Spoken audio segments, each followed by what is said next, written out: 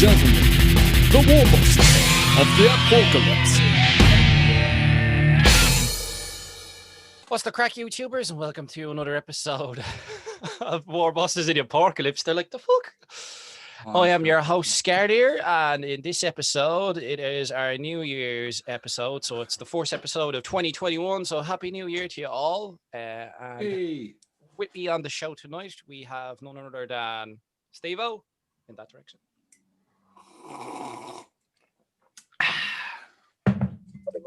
Happy New Year. Right. We have Dread, who's down there. Hello. And we have Dim, who's downstairs. Hello, neighbor. Just back there. Hello. Down in the basement brooding. Greetings. In this I think episode, that's the first time I got it right. shut up, Dylan. No. Jesus. I can't even speak because my head's still fucking blown from it. We were talking before we started recording, guys, about where we're in the right place and how Dread always gets it wrong. I think I got it right. We give out the Dread quite a lot, but Steve still hasn't got it. Steve-O still hasn't heard his image. Don't make no fucking sense to me because I don't know. I don't get it. Our special guest from Limp Bizkit tonight.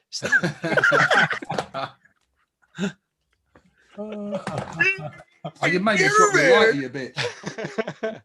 Right, so tonight's show, we are going to be talking about plans for the new year, and we are finally going to wrap up that Q&A. So I'll throw it over to Dim if he wants to crack on with the Q&A, unless the lads want to say something, or do we want to just get on with this? Are we doing the Q&A first? Like, is that the plan? Yeah, let's get his questions Get it done, out, man. yeah. These Yeah, motherfuckers been waiting like 6 months to have the answers to their questions. Yeah. Let's get it dealt with. We evade these questions hours better than later. politicians, man. Right, crack on there, Dim. Good man. Yeah. I'll not comment on what Steve said. I'll just crack it. Right, so Captain Morgan, CM War Games asks, if all Marines go up to 2 wounds, do you think the boys' weapons will get an extra an AP in extra damage? This is how long it's taken us to answer this because he says if. We now know that they have. They did. So, well done, Capitan. You predicted correctly there. But what's he asking? So what would happen with boys? Well, I doubt it, is my answer. I think we'll get something. I think we'll get some kind of buff. I feel like we might have a return to like some kind of furious charge ability or something. But I don't think boys will be dishing out like 2 damage as standard or anything like that. That would just, if you're going to up things to 2 wounds, then give everyone 2 damage. It's just pointless even bothering in the first place. But who knows? We might get some kind of extra AP on the charge, or more damage on the charge, or a bonus to strength or something, or we'll get some kind of new fangled special rule, or maybe even a new piece of war gear. I'm not even going to try and predict what it would be though, because Something stackable, probably. Just another buff, stackable buff that you can buy with command points or something like that, maybe. Yeah. They'll do something. They'll do something, especially if they've got a new boys kit to sell. They'll do something. Yes. They'll give us You're something. right there. Yeah. Absolutely. No, they're probably because a new codex with boys that are actually like ridiculously brilliant. Too much for anyone, and then they'll retcon Yeah, then everyone will be hating on us. All the other factions will be hating on us. But yeah, I mean, I don't know. Who knows? Who knows? Oh, I almost cried. Oh no, I didn't mean to get you started. I didn't. It's the first fucking question. I do have one. I said something minutely negative. Minutely. I do have a sort of mild conspiracy theory sort of thing. Oh no, really? I don't see a tinfoil hat. It's too far away for me to reach. Fuck it. There There we go. There it is. I've got well, it's not really sort of a conspiracy theory. It's just more where I think they're going to kind of design the game. It seems like they're very much moving 40k to be a more kind of like use less models. The models are worth more points. It's a more focused, detailed skirmish, kind of more like Second Ed, but obviously without the good rules bit. And I suspect that if we go that way, we might get something more like the 3rd edition Codex, where you had like the chopper rule, something like that, where they make it so that orcs are incredibly nasty if they get to combat, but obviously they're not as resilient as Space Marines. I mean, maybe even boys might even get 2 wounds apiece. Who knows? I doubt it. I mean, you'd think that if you're going to stick something on a 32mm base, you give it some kind of bone, but I mean, normally with orcs, we just get boned. So we'll see, but I wouldn't be surprised if they go that kind of more sort of less models, more rules focus, that boys get something to counteract the way that they currently work. Yeah, they definitely need something though. Like even the way Steve-O and Dread were chatting, they need something. Like, because giving Space Marines 2 wounds apiece, like, changes the landscape. Well, it just means that when we get that, the Space Marine players will mourn that everybody else got something, so they'll have to get something else. And because the Space Marine players, they'll get it because their endless mourning fuels the direction of this hobby all the time. So, Grant, yeah. so next question. There you go, Capitan. Perfect opportunity to have a go at Space Marine players. I couldn't not take the opportunity.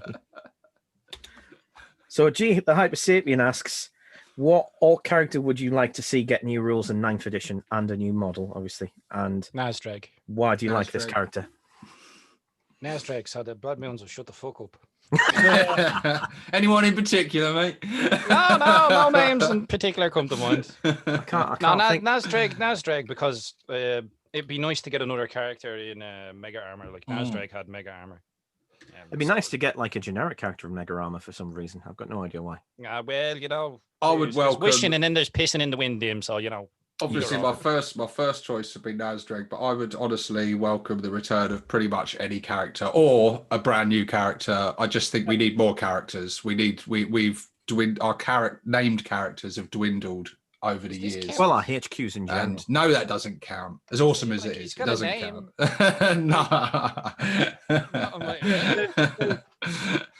There's no harm in having a new character anyway. New characters could be good. You know, yeah, hell yeah. Not one's back, but new one. I like the idea of that.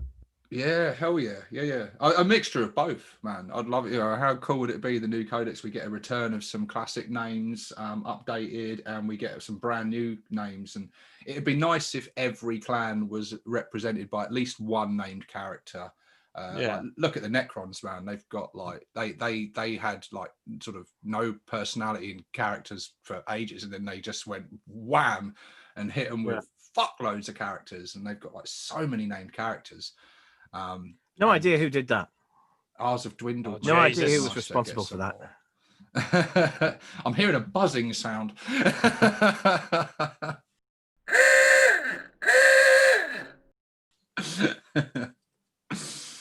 So yeah, any of them, but yeah, Nazdrag for me, or any of them. Although technically the consciousness hierarchy or whatever it's called predates him, so the Necron Lords always had character.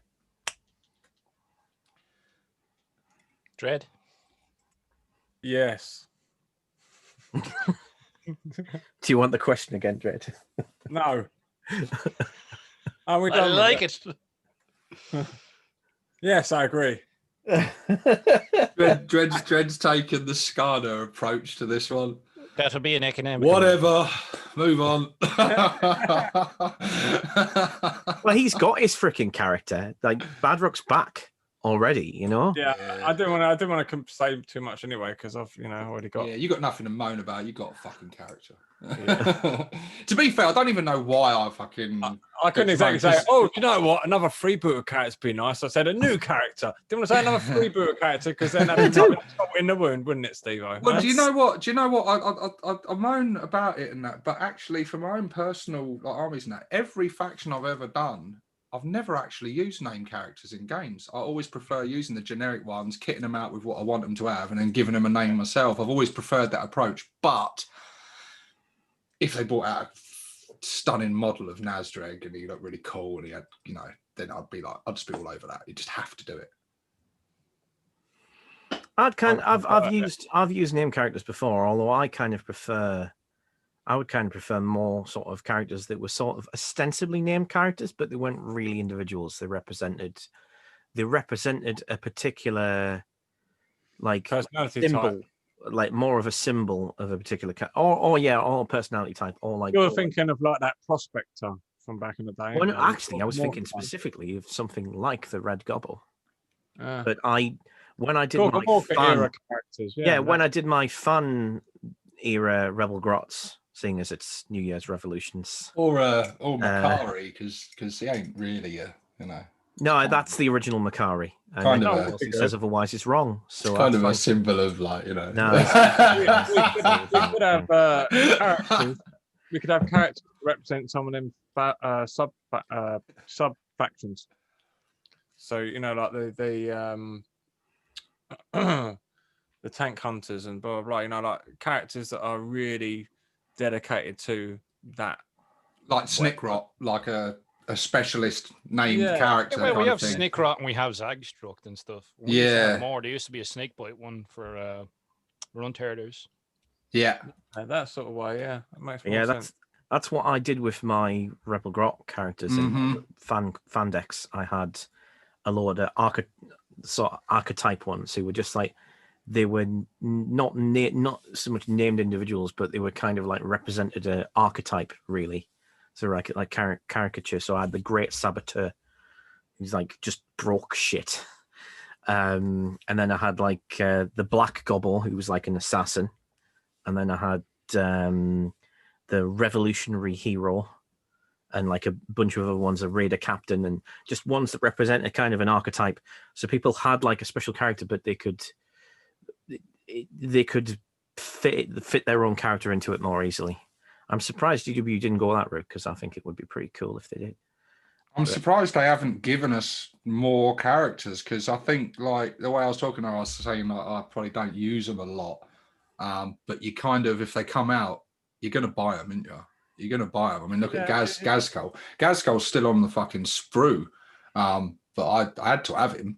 Just had to have him. Well, and they're an easy sell. Getting lots of games in lately. You know True. What I mean, you might characters though, they're a fucking easy sell. You might not want to run special characters these days though, because they seem to just go, right, here's how we make a special character. We're going to stick it on like 4 inches of terrain with a true line of sight system. Do it like the squishy Eldar characters. If they are buffing a unit type special character, you know, like Zagstruck or something like that, you know, like if it buffs a particular unit type, then you know it's sort of an auto include if you are running a lot of them units, you know, so they're like a hero of that type of function or personality type. So I like that idea, and you know, if it fits fluff wise and it fits game wise, they used to do it. I think they should do it again. I'm the only one who actually random though. Because I used to run Tank Buster. That would be fucking cool. Yeah. You could think of a few good Tank Busters, like jeez. I think the only one I haven't run previously is Badrook, because I never really did flash kits, but I've run like Zagstruck when he used to deep strike in, and then I specifically would buy a big mob, like 60 or 80 Stormboys, and do like a Stormboy themed list. I've done it with Snickrot. If I take Snickrot, I'll take like loads of commandos. Oh, I have the model. I just never got around to running them with flash kits. But I can see how, like, if you have the option for the specialist character there, it sort of promotes different styles of play. You sort of lean into it. Yeah. You know what I mean? If you're going to bother bringing the character, you might as well lean into it a bit. So it's good on Games Workshop's end as well, because if you're sending someone a special character that boosts a specific type of unit, and they can use that person's going to want to buy into that type of unit and give it a go. You know what I mean? It's always nice when a character has like Gazzy's Bully Boys, where you can then you can flesh out into the lesser characters of like his henchmen and stuff, and like it's cool where you got like a boss and his sort of gang, you know, or guns for hire and stuff, like Badrook and his flash kits. Now you can really start fleshing out each of the individual ones of his like mob and his posse and that, and it's that sort of stuff's cool. But by the financial theorem that I have for GW, all they need to do if they want to sell that particular character is just buff that unit in the rules for a little while, and boom, everyone's buying that and the character that buffs it. That's normally what they do anyway, isn't it? Yeah. It's not really a theory, is it? Well, to be honest, I think the simple solution is just make a new damn model. Like it's usually good. I mean, notwithstanding that she's on like a oversized piece of masonry, like every Eldar character's bringing custom terrain with them to every sort of battle they fight in that just moves with them. But the Lilith Hesperax, is it Lilith Hesperax or the other one? No, it is Lilith Hesperax, isn't it? The the witch elf character looks really good. I like, thought people will buy that. I thought the Storm Boys just had hot feet or there's pricks on the bottom of their shoes, and that's why they got them tires stuck to them. I thought that's all that was about. On the spiky bits. Yeah. What are they, crampons or something for climbing glaciers? Yeah. The claws. Yeah.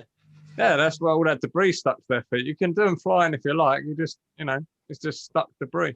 But to answer the question, Swordgod Wartsnagger, of course, or the Red Gobble properly.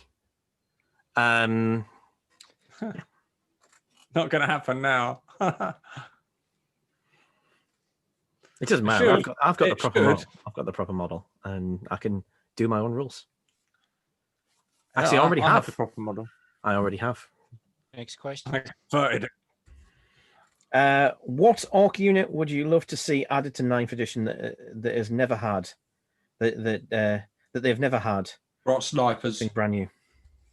It's a good answer. Grot snipers. I think Grot snipers thematically would work really well. Fluff-wise, it worked really well. They've appeared They've appeared in books, novels. Yeah, yeah. I think it's 15 hours. Yeah, it's something like that. It's like 48 hours or 15 hours or something. It's one of those. Like it's one of the dynamic ones, right?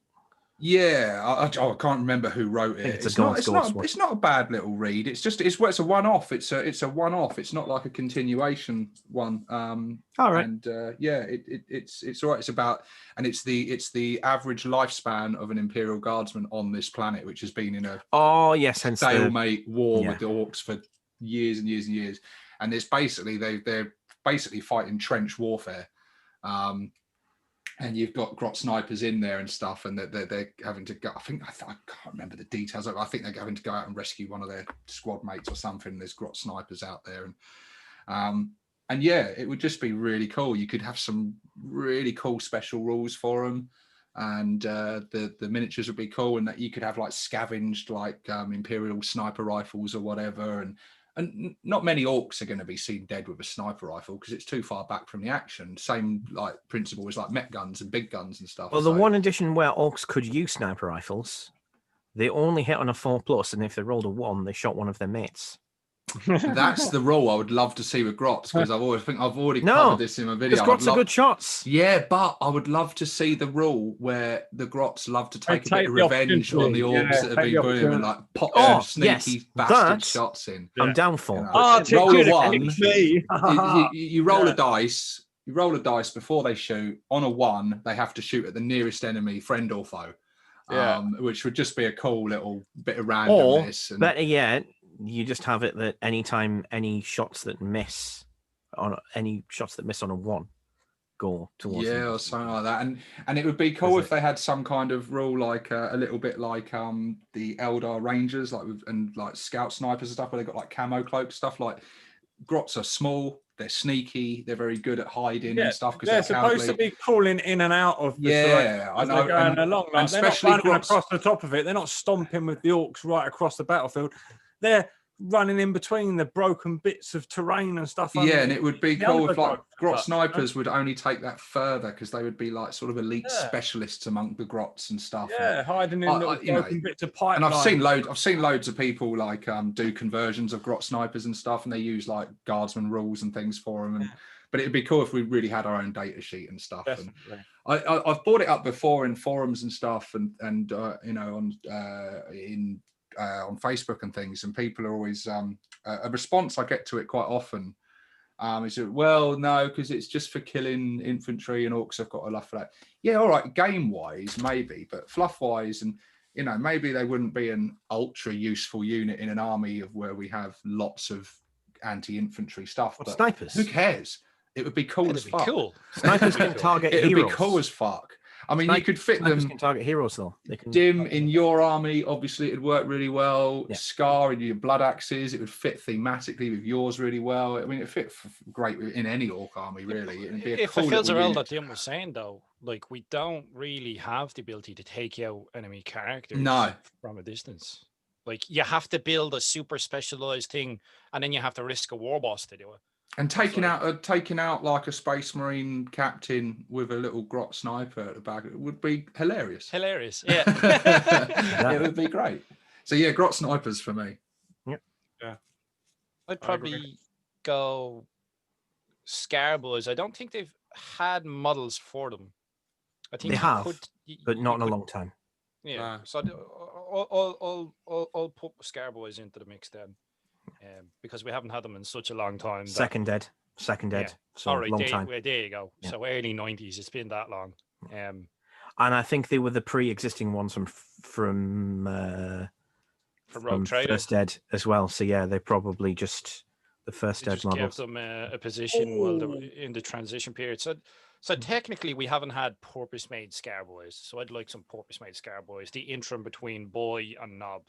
If you're new, Especially considering what Scarboys now represent, because it used to be that they were just a goth thing, but then they kind of became a more universal thing for just any tough orc. That hasn't existed. They're supposed to be the interim period. So like as your boys become more veteran, they get a bit bigger, but they're not quite knobs. Yeah. And then eventually, if they continue to survive, so they're more hardcore, more elite. Your Scarboys, shock troops. Yeah, it'd be nice if Scarboys weren't exclusive to goths. Yeah, because that would be cool. The original models are very goth in style. So yeah. Say a Scarboys. Something universal would be cool. I would like. I love the. I do love the Dread Boys. No, I love the flash kits, yeah. But what I would like is some freebooters that are not pirates. So like, maybe give us a few hats in there if you want as extra heads or whatever. But like a rogue trader orcs, a bunch of freebooter misfits. There's all sorts of odds and sod types. Like a bit like with the chaos, the what are they called now? We've all you've got the ragtag humans. Renegades? The renegade. Cultists, that's it. Cultists. And also with the Nurgle ones as well, the Plague Walker, Poxwalkers, or whatever. Poxwalkers. Yeah. You've got that general ragtaggy sort of feel to them. Like, I want some orcs that have got sort of that mixed in with sort of a trader sort of element, little trinkets and odd bits, not so much fitting in with the rest of other orc clanny stuff, Yeah, that's what I like. It's a bit out there, a bit different. Yeah, mad boys, a few bionic lads, a few, just the misshapen, the outcasts.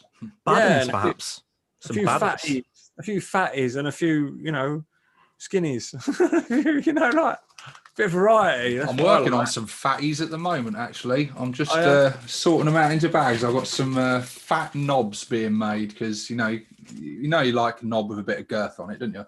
So these are from For Fun Minis. Some of the parts I'm using the torsos, and I've just before we went on, I was just shaving their nipples off. Waiting for a restock on his stuff. Yeah, I was just shaving their nipples off because I was like, I was just got to get rid of their nipples. I want to get some stuff myself, but I've noticed almost everything I wanted that I haven't got already is out of stock, so I'm going to wait for the restock. That I have that problem with quite a few of the sort of does orc stuff. Every time I want to buy from them, the one main thing that I want, like I really want those. Is it Hardcore Minis that does the running legs? Like the pack of running legs? For Fun does them as well. But there are few people do them. I think Puppets War does them as well, and the green one does kneeling. There was one well. set that I really, really liked. I can't remember whether it was for fun or hardcore. It's one of the two. I've got to say, these 4 fun ones. I'm sorry, guys. I know we're not be answering questions, but yeah, they're bloody good. I mean, yeah, I've got some of those.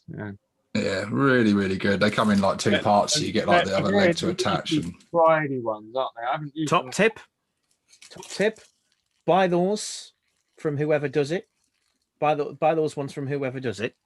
And with your looter set, build your looters or your burners.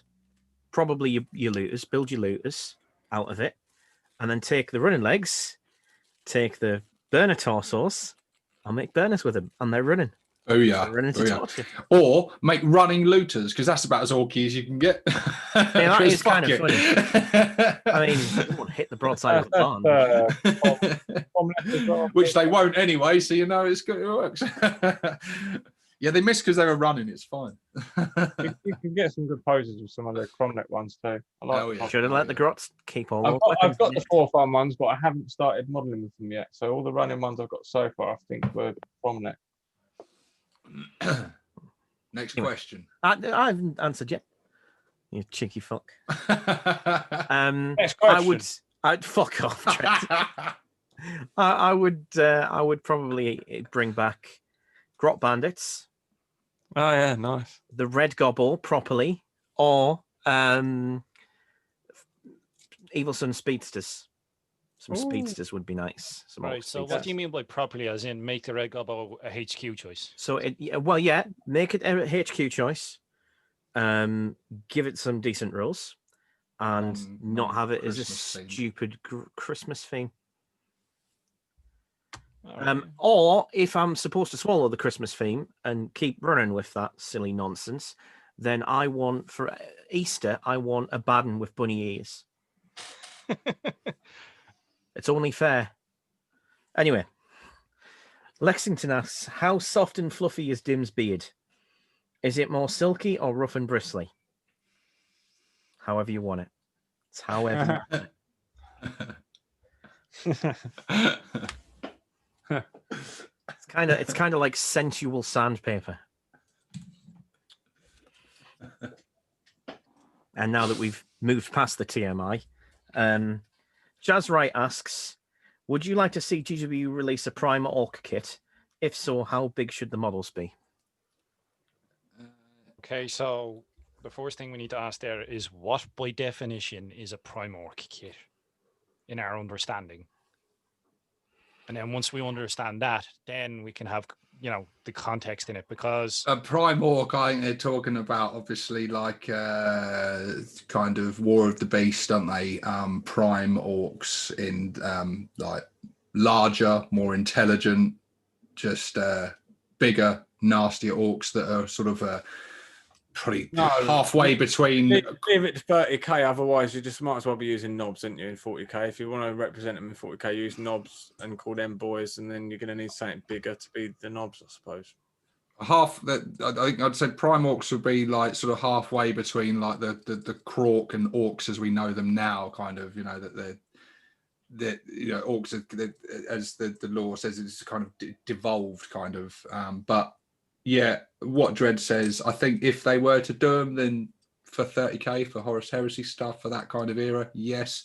For 40k, it would just be the Orc version of Primaris, and I wouldn't like that personally. No, it just complicates things. Very much. Grumpy old bollocks, Mel. No, you're all right. If that's what Primorks are, then no, I'm all right. Keep Orcs as a horde army. Keep Orcs as a horde. I'm going to mirror the no. I think it's a silly gimmick. I thought it was a silly gimmick when I was looking at the 30k stuff. There are more ways to represent orc development than lol, it's big. And I'm not against it, and I don't really think there's a ceiling on how big orcs can get at all, and I don't think that's necessarily bad. But if they were going to do it by now, they would have done it with Gaz. And Gaz is, if anything, probably too small for what he should be, considering what by law they've decided to make him do. You're right there. If they were to have done it, they would have done it with Gaz.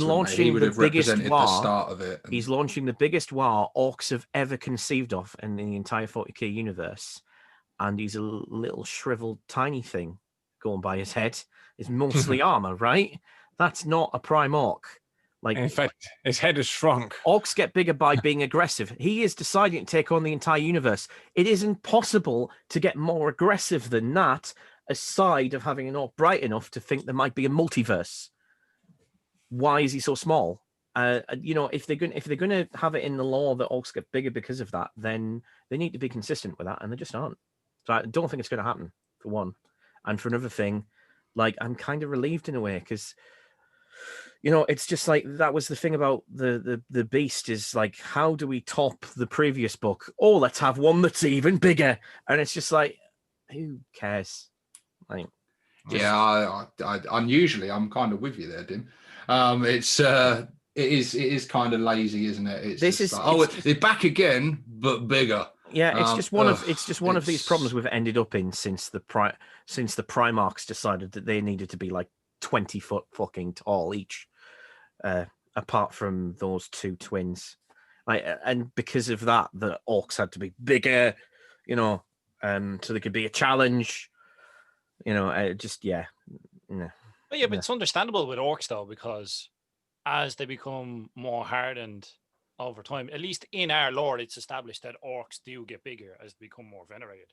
Yeah. So I could understand that. But then where are they going to come from? Gaz should be a monster, though. That's the thing. He should be an absolute monster. I mean, he's bigger. Miniature-wise, he's big. Yeah. But I think the thing that we have with his head shrinking is the sculpting style is changing.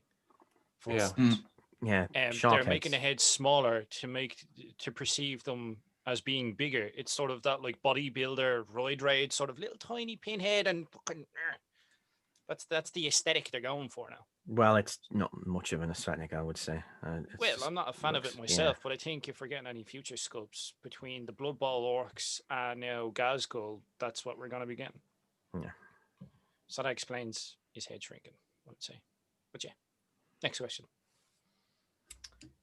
Which GW model or third-party model do you feel is the orkiest from a different faction or range? Oh, by the way, these two questions have been from Jazz Wright. Sorry, Jazz, I forgot to mention. So which GW model, third-party model do you feel is the orkiest from a different faction or range?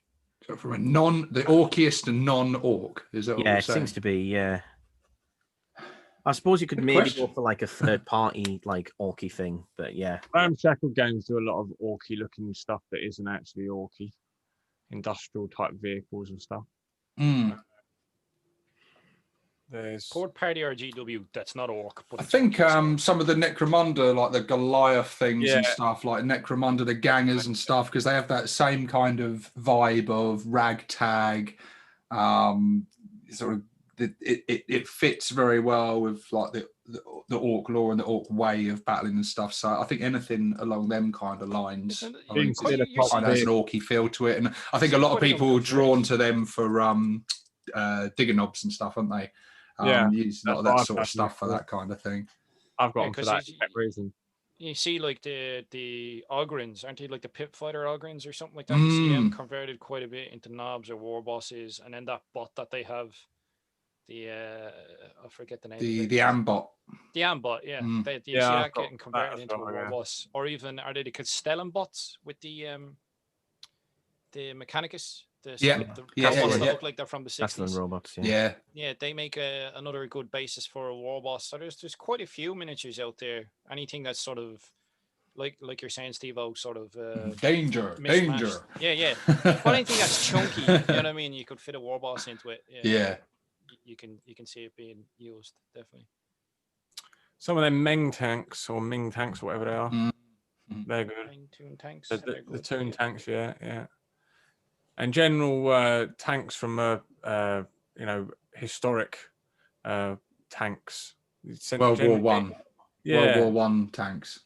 Loads of rivets and panels and and they can sometimes be really cheap. Sometimes you go into one of those toy shops and the models are sometimes reduced. Yeah. So you can get a good bargain. It's funny you say that. I literally had that yesterday when I was in a shop, and there was like some 1 in 35th scale German post World War, sort of 1950s or 60s type Jeep, and I was like, oh, picking it up, it's reduced. I'm like, oh, I can convert that into something, and then I thought of the 12 plus other kits I have that still haven't. I'm like, no, I'll put that back. You're all right. But bits. I know. I think in terms of the overtoppedness of the setting and an awful lot of the matches within it, I would probably say quite a lot of War Machine and Hordes is very Orky. Yeah. Shame the game's terrible, but I had some fun with it back in First Ed, and Kador and Trollbloods particularly leap to mind as quite Orky. The Trollbloods are very sort of kind of got some very Orky snake bitiness, and a lot of Ork players have looted from the Trollblood range before for various major projects. I remember that Nose Miner from our forum days, Dread and Scar, who took the Diatrol, the Diatrol, and then sculpted green stuff over it and like thickened it out to make like a massive like Primork from it, with like two huge, humongous like sort of power fist, power claws that he called Gork and Mork, and that was a really, really nice model with a tiny Grot just sitting arm folded on his back. It's a really, really nice sculpt. But yeah, in terms of in like 40k, I don't know what you would pick. Rebel Grots. Rebel Grots are more Orky than Orks, really, because they're like Orks, but they know what they're doing. So. Yeah, hiding. What are we doing, boss? Go out there and get stuff. So yeah. Question. Which this is another one from Jazz Wright. Which Ork unit do you want to see buffed and which nerfed in 9th edition? I guess we have to pick one. And do we? I mean, I do. We probably don't want any of them to be nerfed. So I guess we'd reform the question as if one has to be nerfed. All right, mech guns, because I ain't using them. and you lot are. Yeah, you'll be wanting them nerfed, mate. Trust me. Once we're through with you. Yeah. I'd like to see the jump nerfed because it's used too much. It's too much of a crutch. Do you know what I mean? We're like a codex of one-trick ponies. The amount of times that like the jump is used. Yeah. Oh, you've got to use the jump. Yeah. Yeah. It's pretty much like an auto include in a lot of lists. Yeah. We've been a faction of one-trick ponies for about 4 editions now. I dropped the weird boy from my list for that reason. I was like, yeah, nah. I'd say I want to move them that way. Nerfs. I think I'd have to say Grots because I think we just get too much for the 5 points, and they're just far too dominant on the tabletop. Yeah, that 2+ rerollable and 1+ save is just OP, man. It really is.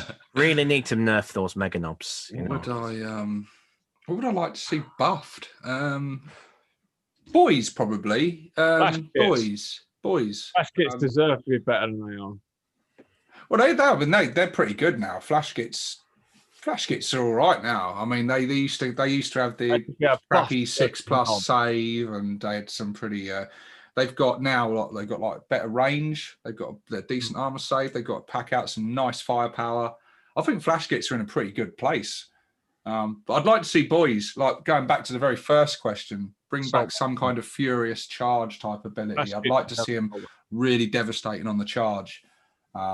I'd like to see people on the table like properly terrified of being charged by a mob of boys. I think I'd boost an item, and I think Tim's already touched on it. If you made the chopper -2 AP the way it used to be, because it used to be -2 AP at one point, I think that would be a massive boost across the army. Because once you get into it would. You're actually going to do some damage.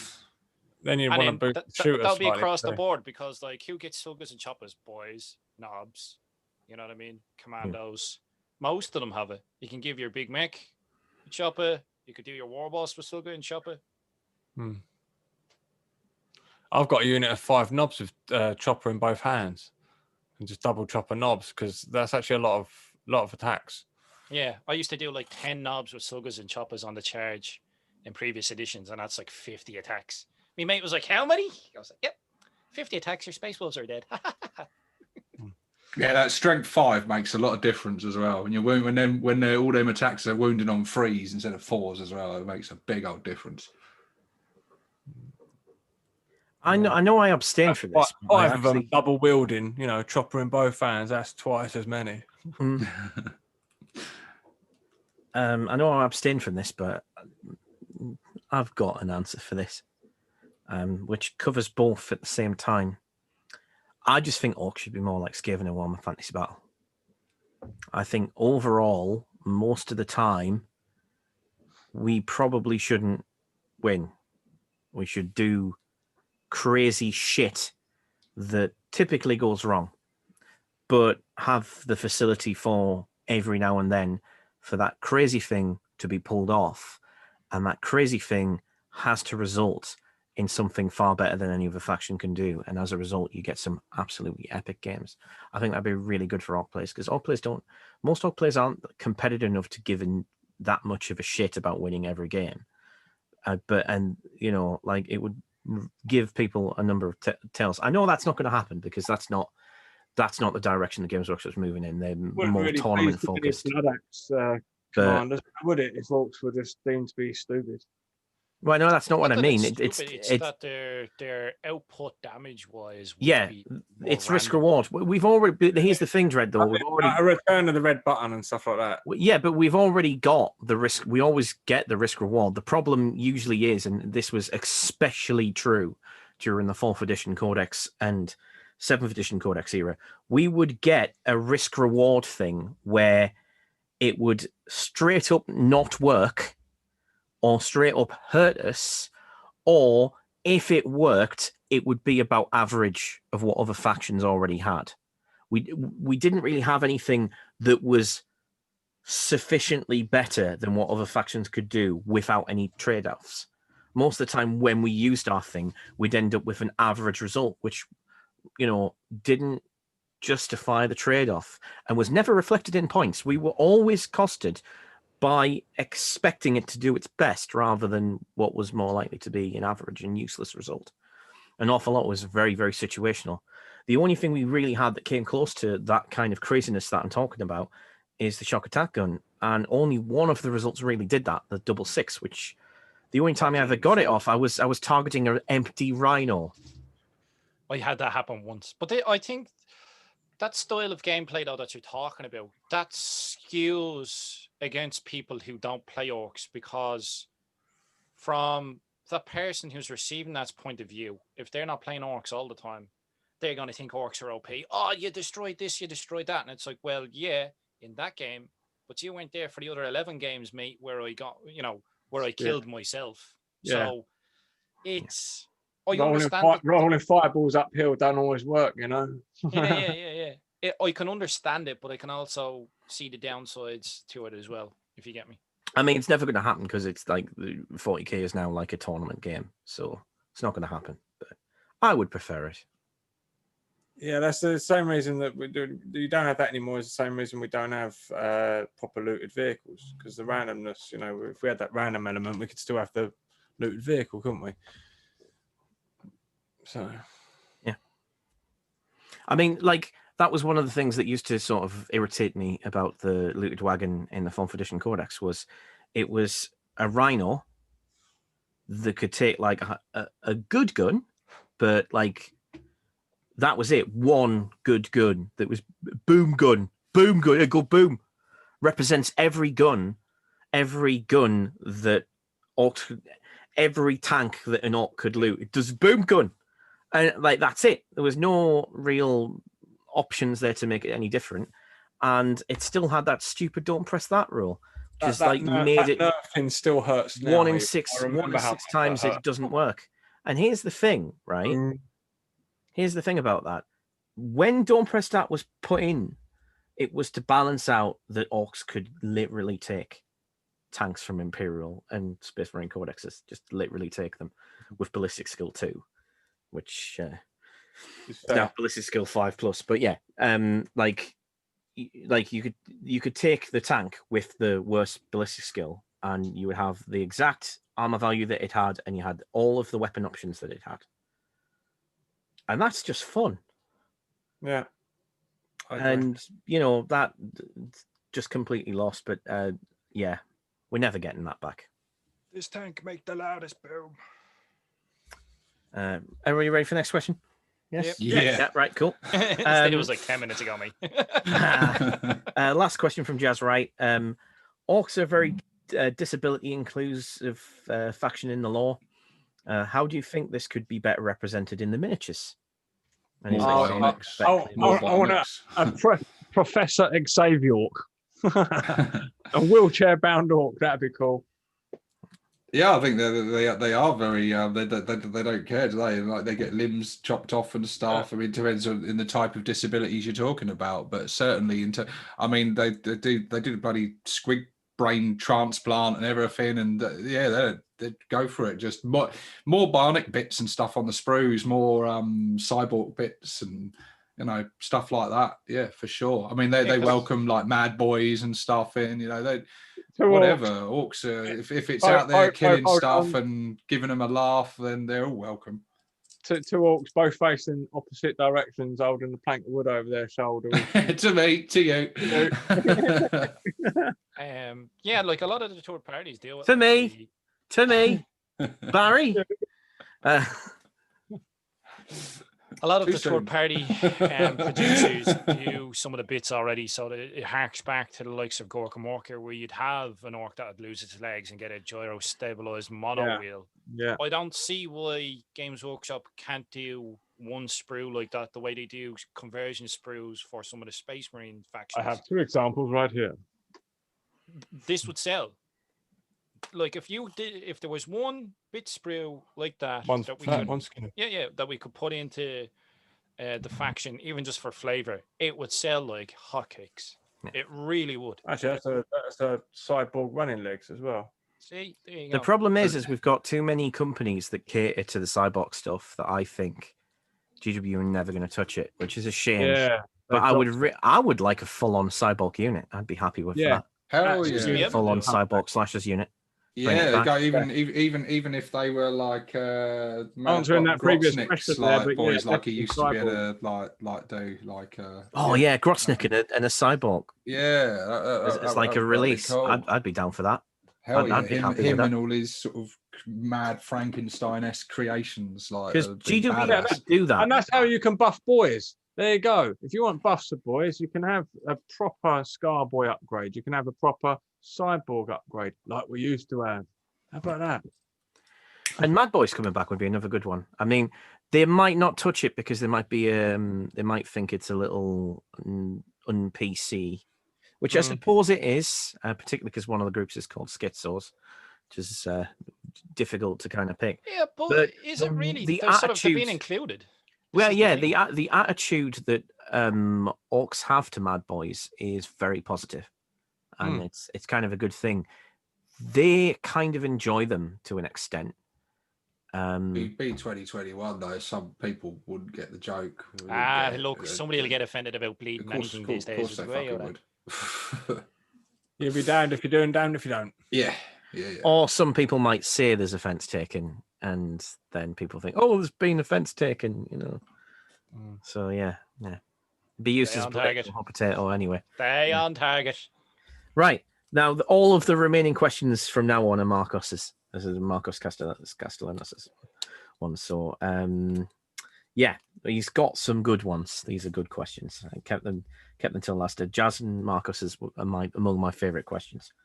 So, what units would your army be based around? I'm guessing. Was that the question? Yeah. What units are will our armies be based around? Right. Yeah. Okay, yeah.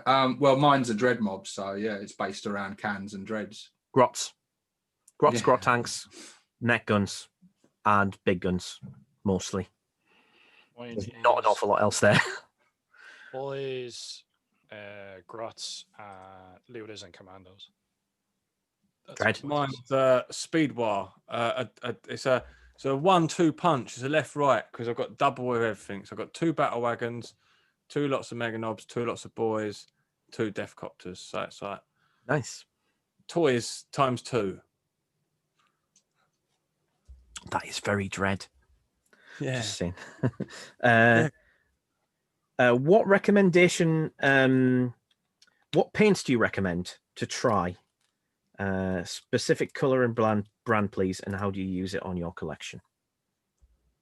I'm gonna steal Team's thunder before he gets in on it. The Vallejo extra opaques. You totally lighting them up. Yeah, you Layer. you could say the extra opaques. I'll say this one. No, you do. Oh, I've got you I've got still others. me Fine. as well. Keep Still going. me as well. AK Jesus. Interactive Primer Rust. This stuff is this is really good. I've actually been painting up a miniature with this lately. I've been doing one of the Geargus miniatures, the big boss. I've been stippling on the base on him, and then I've been throwing some washes on top. So the He's Vallejo coming along washes real are nice, really mate. good. Real nice. Vallejo washes. So that's what I've been working on. So yeah, AK Interactive Rust and Vallejo washes from Skarnier. There you go. Git. Well, not from Skarnier, but advised by Skarnier. Git. Right, okay. So he said AK plus primer. Yeah, that's what he's going on about. Yeah, that's really good. I use that one alongside the MIG one because they're slightly different colours. You can see from the bottom. AK one is like a lighter red and MIG one's a darker. So between the two of them, I can get sort of a bit of variation in my rust tonage. Well, that's why I stippled on Dread. You can save yourself because the Vallejo or the AK Interactive one dries darker than when you apply it. Yeah, if you stipple it, and then you can build up the specific areas, you can get tonal variation just with that one. If someone's just looking for one of them. Yeah, sure. But I'm going to touch on that. So I'm going to say like scale color, which is scale 75, because of all the different brands of paints that I've tried, and there's some different ones up there. I've even got Army Painter, and I've got Warfront, and I've got Vallejo and AK and MIG. The scale 75 scale color ones, they are really, really like, if you was to buy, like I always say to my girlfriend, it's a bit like with makeup, like the really expensive makeup. What's the difference with that? Well, actually, to any girl, you know, like what's the difference with really expensive makeup? It's the pigments are ground up much finer, and there's more of them. And that's the case with this. There's a lot more pigments, and they're ground up so much finer, so you can thin it a lot more and still have the rich color. So yeah, they're a good brand.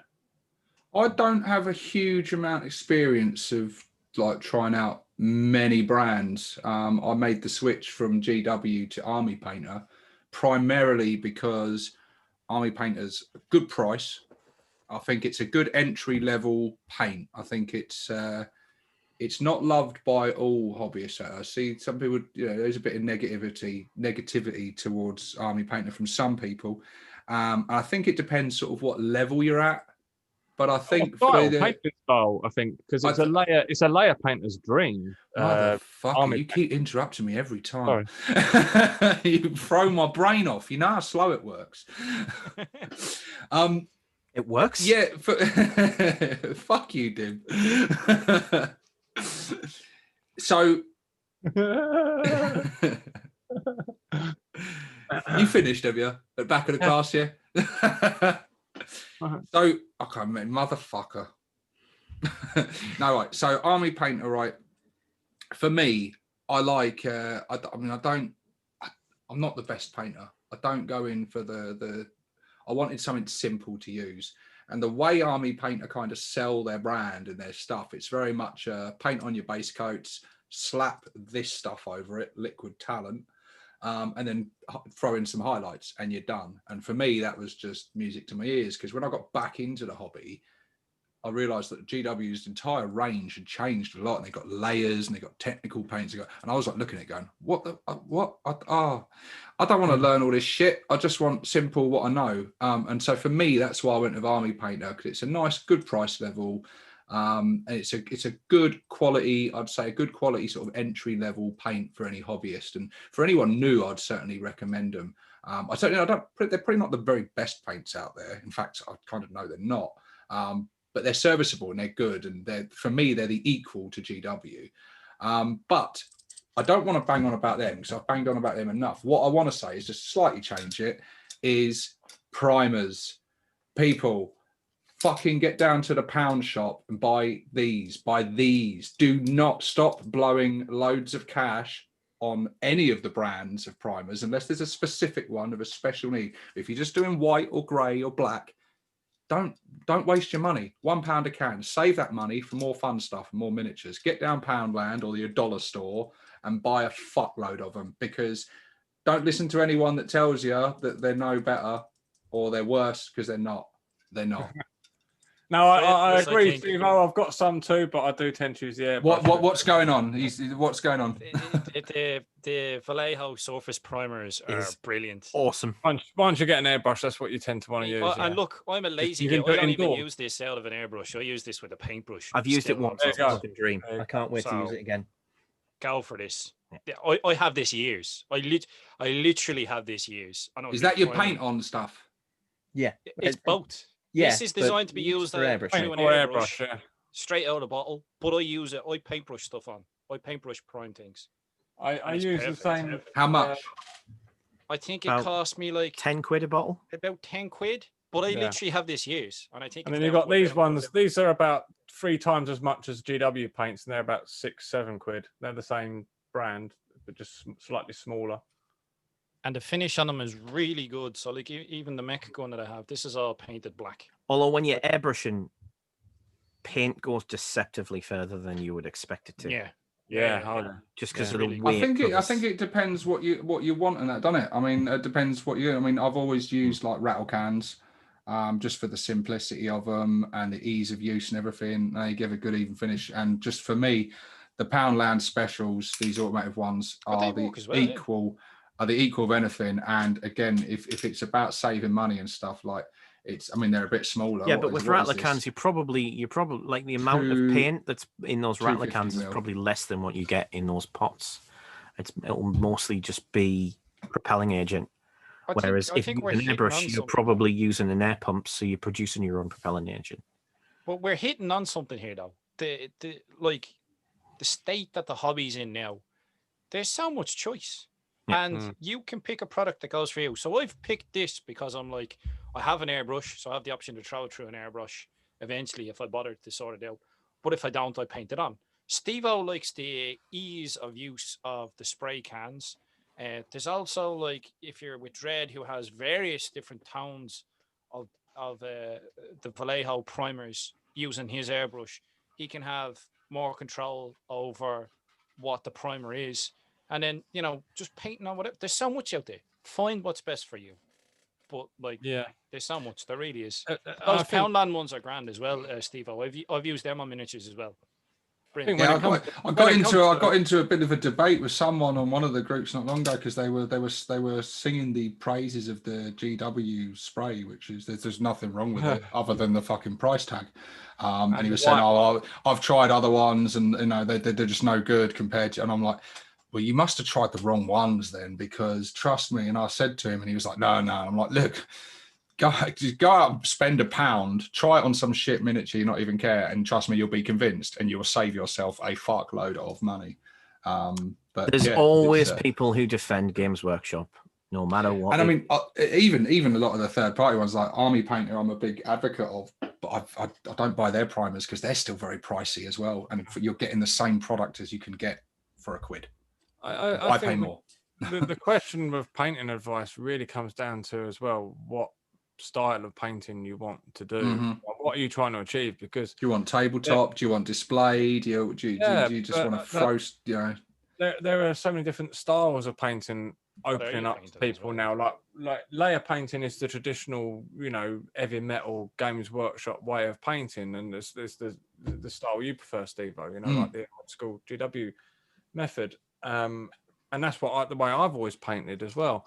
But then there's a lot of other new way. Like I'm now trying a new way myself with doing the Xenophil under highlights and under shadows and whatnot before painting, and then just laying on thin glazes. So it's totally a different way of painting, and I'm still learning it. It's totally shaken up and changed the way I'm painting. But I'm thinking if I can learn to paint that way, I can have more consistency in the long run, because with the layering technique and whatnot. I mean, it's I suppose not anymore so likely to change, but with the way that GW have changed their paints so many times in the past, it sort of put me off sticking to a particular method like that. I'd rather thin things down and find a color myself, rather than stick to a bottle that says this, because it might change next month, next year, If it's you're better off. You get longevity long term if you go with guys whose their whole thing is paint, because they're not going to change their paint line overnight. And start actually like putting it on paper, the paint that you are painting a miniature with. Actually spill a bit onto some paper and write down what the ingredients were of that mix that you made, if you liked it. Something I've only just started doing now, but like if for this particular sort of way of painting, it sort of is more effective to do that. And at least then I'll write everything down. If any one of them ingredients now becomes unavailable, I've still got the color to match it to. It's like once I got the skin recipe, I wrote it down, what the base coat was, what the wash was, what the highlight was, and everything else, for every different type of thing. And I wrote, so I can keep that consistency. Yeah, it's good to keep a record. Some people like when they if YouTubers a lot, because they're recording themselves painting, that acts then as a log to them about how they did it, because they can, not only have you got the record of it, but they're watching themselves actually do it, because sometimes just without even realizing it, just a slight change in the way you're putting it on, or the amount you're putting on can, I use the same colors but it looks different. It's because you might have gone a little bit heavier with that highlight than you did the last time you did it, or whatever. It's but yeah, like you said, Scar, there's just so much out there. Finally, a reason to do YouTube. So you don't have to bother writing stuff down. You can spend hours upon hours editing and shooting a how to paint video just for yourself. If other people watch, that's a nice little bonus. But, So maybe I should show some paints now. We've named pretty much all of them now. No, you haven't. I'm going quite out there. I mean, second vote for Surface Primer, although mine's got a price tag on. It tells you how much it is, which was $11.99. $11.99, so 12 quid. I paid about that much in euros like 10 years ago. I have this bottle ages. Now to my proper recommendations. Right now, in terms of just regular old paints, I'm going to show a specific army paint to paint. Rough iron. You can also use model colors tinny tin, because it's basically the same. This is effectively the old GW tin bits, and it's freaking amazing.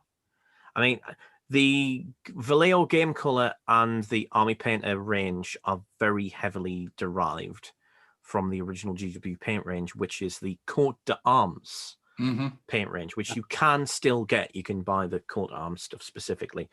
I haven't bought any of those, so I can't vouch as to how good they are or not, but I do want to get a few pots of it. Aren't they still in they still have the same like old school little pots? Hexagonal one. They are not as that's it. No, not the really old school looking ones. They come in something like that. Now this is what I use for tin bits. This is the P3 are like that as well. Look, P3 is that the Sycorax bronze? Is it? Castellax bronze, yeah. That's the Castellax bronze, yeah. It's pretty much. They separate well, don't they? That. Yeah, I used to use those. So if you want some more pots, Scar, you take them home with you when you go back, because I've got a couple of pots left. You might as well take them, because I swear by in the old refining that. Ferrero Rocher box there, I see. Yeah, well, they're really good for Yeah. holding certain paints. They are fantastic. Ferrero Rocher boxes have been never bits throw them out. boxes over Never throw years them for me. Yeah, never throw them out. They're great. Right, okay, so I'm going to recommend a few things here. These are more general stuff. You'll find these in a lot of hobby stores. Certainly find them in art shops. What you need to be getting if you're painting white, no more fucking around with GW whites or Vallejo whites or Army Painter whites or MIG whites or whatever you want. Just go to a fucking art shop and buy some heavy body titanium white, right? Yeah. The acrylic stuff that they'll come in or Liquitex, Winsor and Newton, any of it. Just Panorama. heavy body. Specifically, get the heavy body because it's got the best coverage and thickness. That's what you want, right? It'll probably be a bit too thick to use, but if it's too thick, you water it down, not with water, with acrylic titanium white ink. Yeah, I was going to say I've got some white ink too, Liquitex one there. Really good for edge highlighting. Forget about anything else. Just this. And I know some people say use the contrast white. Trust me, these two are expensive to get, but once you've got them, they will last you for ages. I'm expecting this to cover me for the rest of my hobbying life. Along with, I'll probably need to replace this 2 or 3 times. How much is a contrast paint pot again? Yeah, exactly. And in general, just acrylic Once this inks. episode's finished, Dim's going to turn around, drop it on the floor and tread on it, and it's going to pop. Acrylic inks. Sounded like it just went into dungeons. Well, that didn't work out as I'd intended. Acrylic inks are just bloody great. They're really, really good. Whole bunch of those FW inks up there. I used to use GW paints. I don't like the new paints. I think they actually made me a worse painter. So I've been painting a lot better since I ditched them. And I would certainly recommend people give other ranges a try because you might be surprised by the results. And I certainly think you will be surprised by the results, but I'm not going to hope for too much in the GW context. Each range has its pros and cons, doesn't it? Like most of the Army Painter ones I use, I'm very happy with, but there's a couple of colours in there that I'm a bit like, oh, they don't get great coverage and stuff. And I think you can get like certain brands, you can get like really good yellows and really good reds and really good metallics, and other ones do really good inks. And it's good to go out there and dabble and try out different things and experiment and see what you like from different lines, because like there's still some of the technical colors and the contrast paints from Games Workshop that I really like. Even some of their base colors like the Mephiston red and stuff. Yeah, the only thing I really don't like about the GW ones is the pots and the price. Yeah, exactly. The paints themselves are perfectly good. Talking of pots and empty pots, Dim, you ain't got an empty FW ink lid, have you? Because I've got one here, a green one, that for some reason, all on its own, decided to crack and split. Sadly not. I've barely used the inks, unfortunately. We're an episode here, motherfucker, and you're on the scrounge. It's Dread. Going on. It's Dread. Of course, it's Dread. Dear viewers, Message him after the show, you fucker. If any of you Has anyone got a spare lid? Notice that you've got, I've got a spare lid. We've got a question for you. Dear Dread, there's a lid. There you go, in the comments. If you've got a spare lid for Dread, shut him up. Right. Next question. Everybody ready for the next question? Yeah, next question. So, what would you change to the Stomper rules to make it viable in 9th edition? Hand over the scarf for this one, I think. How about we make it its original points back in 4th edition, which was like what? 550, 650 points? Yeah, perfect. If you compare the Stomper through the ages against the Baneblade tank, they both came out at the same time. Both plastic kits were released at the same time for 4th edition. The Stomper got absolutely nerfed to hell and back. And compared to any of the biggie robots that they have now, it is so underarmed. It is ridiculous. It needs, for the points cost where it's coming up against knights, a Stomper, in my humble of opinions, which we all know is biased, should be able to eat 2 or 3 knights. No bother. Absolutely no bother. And when they premiered the 7th edition Ork Codex on Twitch and they did a battle report, the Stomper was killed by the mini knights, the little tiny ones. And the Ork player was wiped off the board. And that's when they're showcasing the Codex. So that'll tell you how badly treated the Stomper has been. It has been nerfed to hell and back. There's been that many variations that we had through White Dwarfs and Apocalypse expansions that have just been wiped off. The Rock and Roller, which was a Stomper with a Death Roller, the Eye in the Sky, which was a Stomper which launched the Death Copters, the Claw Stomper, the custom Stomper builder rules that we had in Imperial Armor 8, gone. We had so many fun and cool rules where you could build whatever Stomper you wanted. You could build a Daka Stomper, so a Stomper that was just full of guns, absolutely full to the hilt with guns. You could build a close combat Stomper. You know what I mean? We had so much variation, and they just got rid of it all. There's so much they could stick into a codex, and it wouldn't take much. It's a big effigy, almost like a big straw. Yeah, it is, but that's what it's supposed to be. It's almost like 40k used to be a hobby or something. But it could be so easily resolved. All they have to do with the Stomper kit is add in a couple of sprues that gives you weapons options, like they did with the Ork Daka Jet or the Borna Bomber. They had the base kit, they added in another sprue, and then we got more variation, and that was brilliant. That's all they need to do. Is I would argue redo the base kit. Bits. Redo the base kit. I never liked that kit. It's not good. That's something you can kitbash your way over. But like, if they give us the weapons options that we used to have, like the belly gun should be plastic. We shouldn't be going to forge. The one thing I would say to that though, Dread, is like they don't redo or do attention to any unit now if they're not giving it a new miniature. So the only way that the Stomper is going to get a points reduction, which it won't get, it will just in fact just get more Daka, more weapons, and a new model. That's what it will get. The cynic in me thinks they don't want to sell the kit because no, they just want to get rid of the ones I've got. Yeah, no, they've got loads of them sat on the shelf. They just want to It's get rid of still really cheap, isn't it?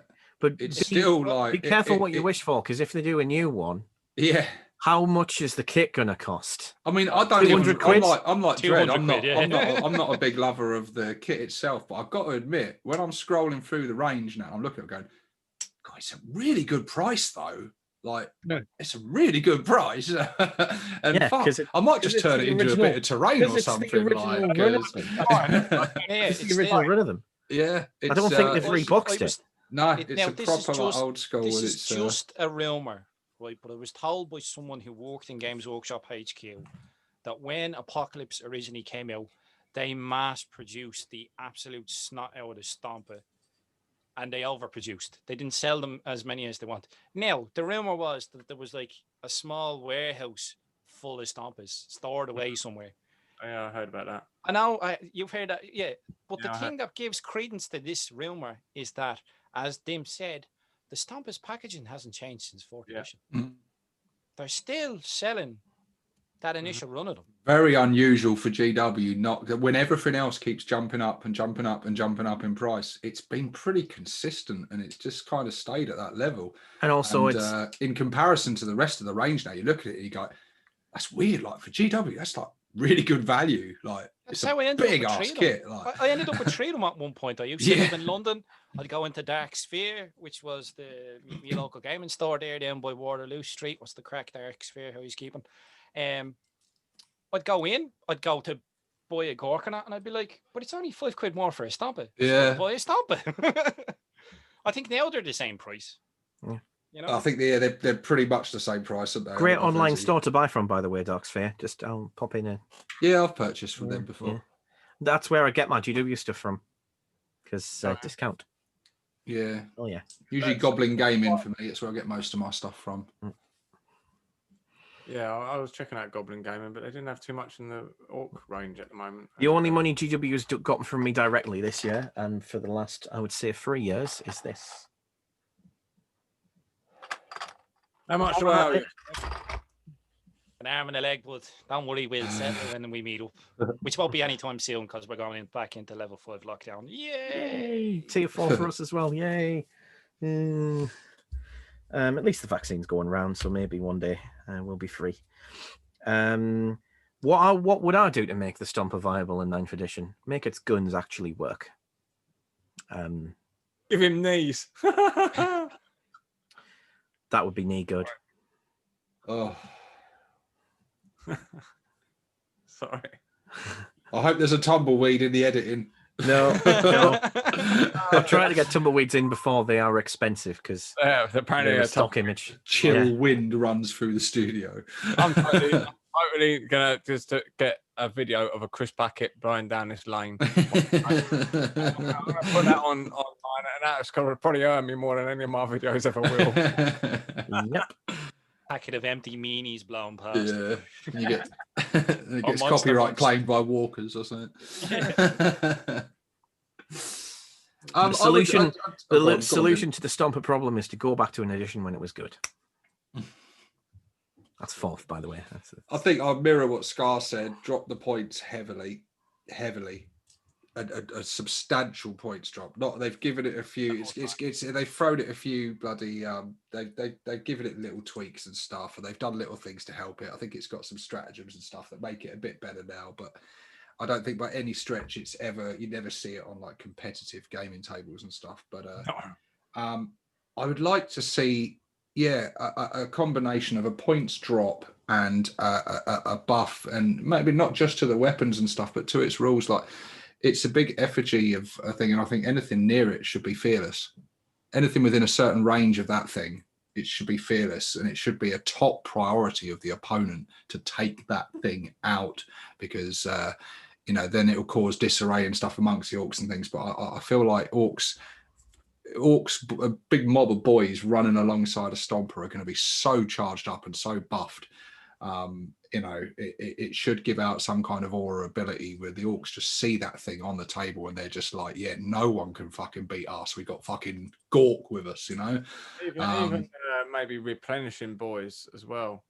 When boys units drop down, you can replenish boys if they're within range of a Stomper, because there's sort of the rule of sort of like, where are they all coming from? Yeah, all spilling out from its innards and stuff. Yeah, that would be an interesting. We'll get rid of its transport capacity, and it just generates boys. Yeah, just keep pouring out of the fucker.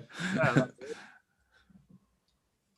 I'm just getting images of Theoden now, like, to bring it down.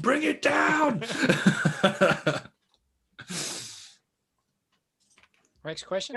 Next question, Dim. Did Dim get it to talk about? Oh yeah, I did. I just threw some shade, but yeah. Right. What is your choice for an orc model that needs to be updated the most? Deathcopter. Yeah, and I'm sure all four of us have probably the same answer, and every other orc player in existence, the Deathcopter. I've got a different opinion for that, but I mean, yeah, I think that's a good answer. Because that was a terrible sculpt. I'm sorry. I like the metal sculpt currently because it's a Gorkamork. Is it the only Gorkamork era sculpt still going? I think it is. I think so. Yeah, I think so. But this is the problem that you're having is it's a Gorkamork character. It wasn't intended to be. It was a Gorkamork special character. But the pilot looks all right. There's nothing wrong with the pilot. But this is the whole thing, though, is when that was originally sculpted, you were only ever intended to buy one of it. Grot's legs, but yeah. Yeah, but you were only ever intended to buy one of it. You weren't going out of your way to buy 5 of them. I think the insult that orc players have is that we had a plastic Deathcopter at one point. Really nice ones. They've taken it away from us. Which is still fairly plentiful in supply. They're still out there. Yeah, but you've got to go. You've got to go and buy another company's box set in order to get it, which is just the level of laziness. I mean, I think this is kind of the problem. Like, if that was a Space Marine unit, that would never have been allowed to happen. Just saying. No, land speeder, yeah. Just hope. I just hope they don't do. I just hope they don't do the lazy approach. And next codex, the Deathcopter's just not in there. That would be a big worry. Well, they did that with the we'd rather keep the shit miniature and keep the rules for it. I mean, DW, we'd rather. They did do that. Like, they did it with the Mega Armored Warboss. So if you were saying, might as well lose more units, because I mean, yeah, that would be the big worry. I'd rather, if it's a choice of that, then I'll leave us with the shit miniature. One of our handful of sneak peek things that are probably going to be us was a fucking limited edition model. So I don't think, I wouldn't be surprised if we don't get Devcopters. I wouldn't be surprised. We do definitely need those updating, though. I would say it would be either those or the Tank Busters and Commandos. Yeah, It'd be nice to have a plastic kit for those. Although all players do like to convert their own. Yeah, but that's a very good. GW really wants us to not do that, I imagine. So I think the only thing we're probably looking at an update is the boys kit that we like to make use of a lot, that is flexible and usable. So I've just bought another Get rid one. of that. Actually, I've just bought another one of them. Yeah, I would say stockpiling them's probably a good idea because Yeah. So I thought. Well ahead of you there, buds. I had a little bit. I know you are. I know he is because I've got a column of them in my bedroom that are bought for him. He's got like 2 shipping containers. One of them's full of boys, and the other one's full of stompers. I'm getting on Goblin Gaming now. We are not sponsored by Goblin Gaming or Doctor. What's the one you guys were saying about you was using as well? Eh? Dark Sphere, mate. Sphere? Dark Sphere. Yeah. I'll check that one out as well. But we're filming a fucking episode, Drew. He's like, has anyone got a lid? What shop are you shopping on, lads? I don't think Dredd has noticed Yeah, skill, yeah. to be Oh, honest. sorry, guys. We try, people. We try, but Dredd just treats these as social calls. I'll wear my tie next time. All right. I think that was the Happy New Year. That wanted, I'm afraid. Yeah. Right. Next question. Yeah. So, what unit in the current codex would you love to legend status if you had to choose one? Well, I don't think we'd love to legend status any of them, but if we have to, Hence the emphasis on the word, Steve. Well done. I've got an answer. I'll do mine while they're Go on. thinking. Oh no, no. All of the new buggies because they're trash. Get them out of the range. Goodbye. Bye bye. I wouldn't go that strong myself as a I did. critic of them myself. At the moment, just because he's not. I mean, I wouldn't, but he's got no purpose at the moment, really. So give him purpose, or yeah. Who's that? The runt herd. He's really the only one that's. Kind Yeah. You know, I don't want don't to know. Pointless. Turds. I would legend the variants of the battle wagon and just make it one battle wagon again. Okay, yeah. With like options and shit. Yeah, with options. I'd get rid of the bone breaker and all, just one battle wagon. Stop breaking our units up and turn it into codex filler. You know what I mean? We're wise to you, funnily enough. I'd probably I don't know. I wouldn't want to legend anything, but I would legend looters just so that every fucking comment Just to see a section reaction to a Scarner. talking about anyone ever talking about building an orc list when that guy comes into the comment section and goes, "You got to have looters." You don't gotta have Fuck off. I get it. They're good. I get it. I don't want them in my army. It's fine. I mean, I'm kind of down with that because I know they're called looters, but they're not really looters, are they? They're Zimmer frames with guns on them. Not looters. Well, not. They need like the legs coming down and the little tennis balls at the bottom. Looters in third ed, My day. like Tal guns and shit. Like these guys, what the fuck's that? Bring them up my plasma gun taunting orcs and snipers that hit on fours and shot themselves on ones. That's looters. That would be cool, yeah. Dread. Yeah. What?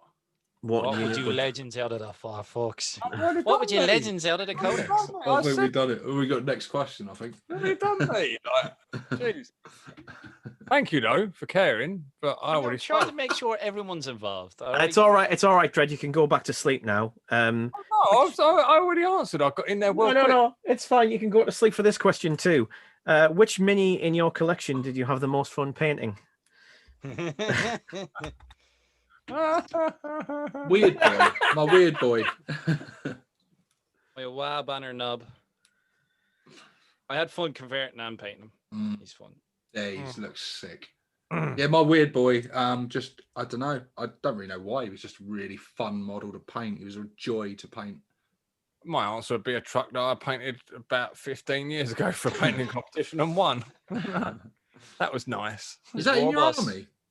No. No, I broke that Wasn't up that the for parts. question? Collection. Why in a painting competition? I broke it up collection. for parts because that's what I do. It's. I've put some paint on mine, but I haven't finished my Warboss yet. Yeah. You know.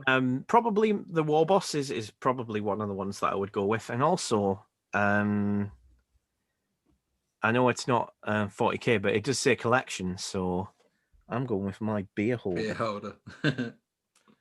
Yeah, I had the Behir. I don't even know what this thing is out of D&D, but some of the Reaper Bones mini stuff, that's been fun as well. I had a great crack painting that up. I still need to finish its horns, but painting stuff. And Gear Guts. The Gear Guts mini I was shown. I rather enjoyed stippling on the base coat and put on the base layers and the skulls and stuff. Still haven't decided what faction of Space Marine is the victim in his claws, but yeah, it's good crack. I like painting it's gotta be squigs blue, as hasn't well. it? I like painting squigs. Squigs are fun to paint. I like asking that question because Space Marine players tend to lose their shit against each other. It's funny. It's entertaining. I mean, you could go Dark Angels, but you probably want a Loyalist chapter. Brother, you've fallen. I can sing. A loyalist chapter, what, like the word bearers? Or Magnus. Or Blood Angels, name singer.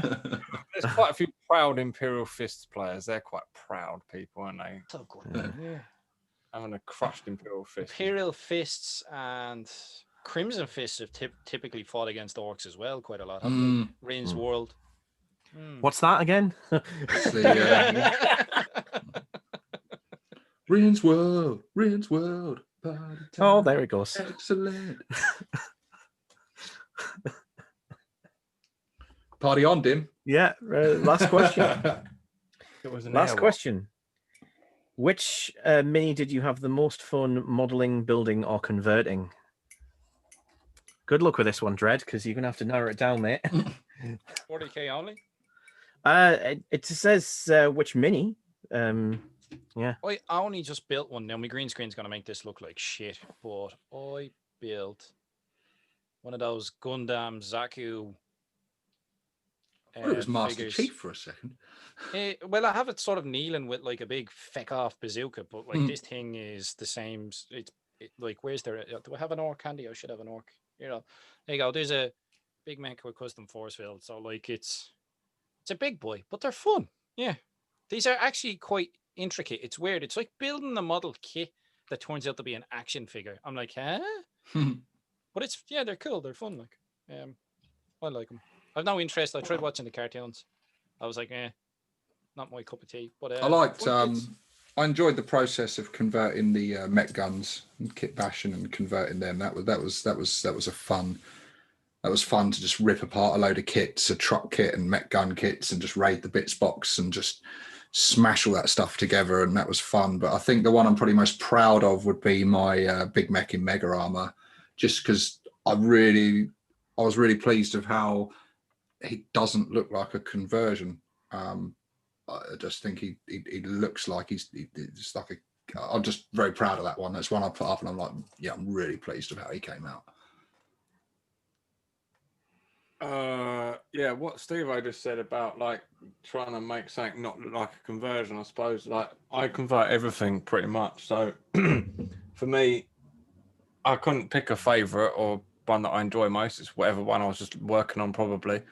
Bit of a cop-out answer. Your answer is your That's army. the same answer I'm going to give. Your army. But any of the ones that don't, like, you touched on something there, Steve-O. See, like, some of them look like a miniature made out of miniature parts to me still. It looks like, yeah, that's an arm stuck on there and there's an arm stuck on there.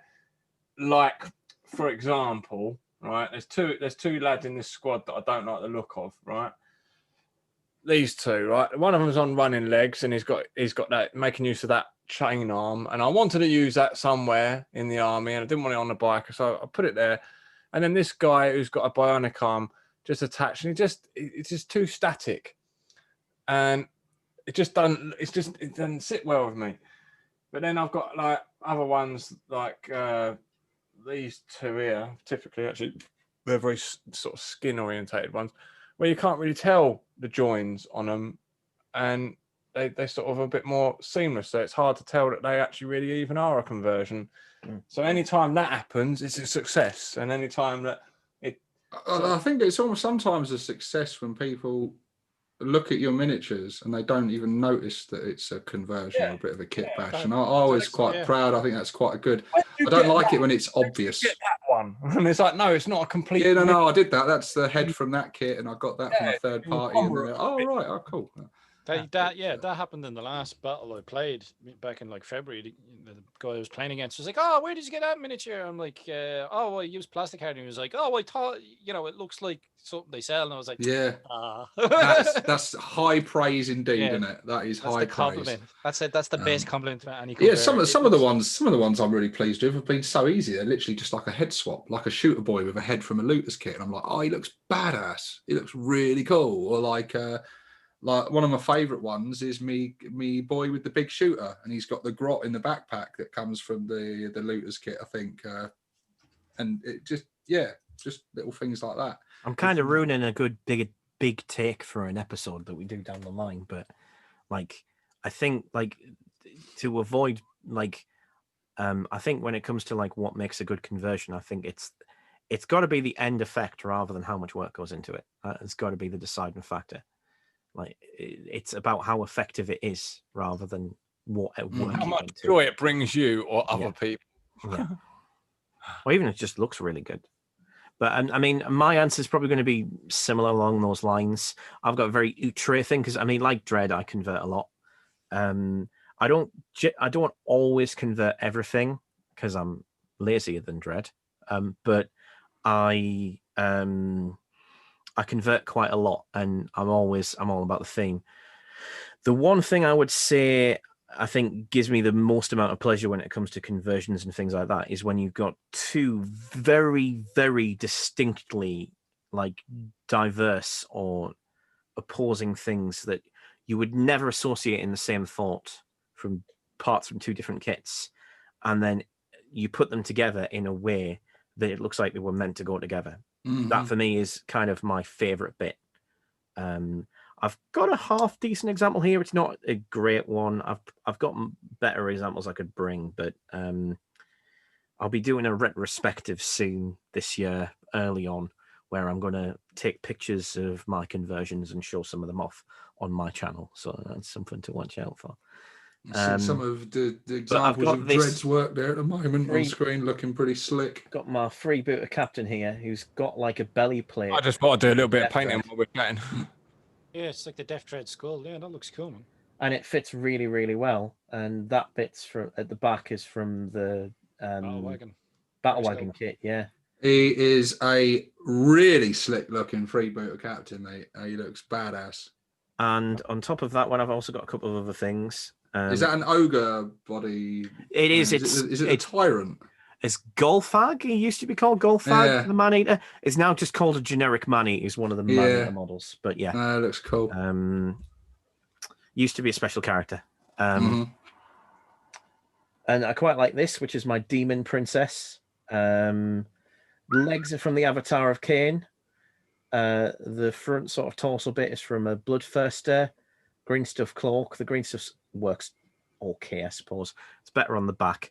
The wings are the cockatrice, and then the upper torso body in the spear is the big snaky version of Marathi. I used to do an awful lot of kit bash of GW parts, whereas now I'm kind of moving in a different direction. But still do bits like that from time to time.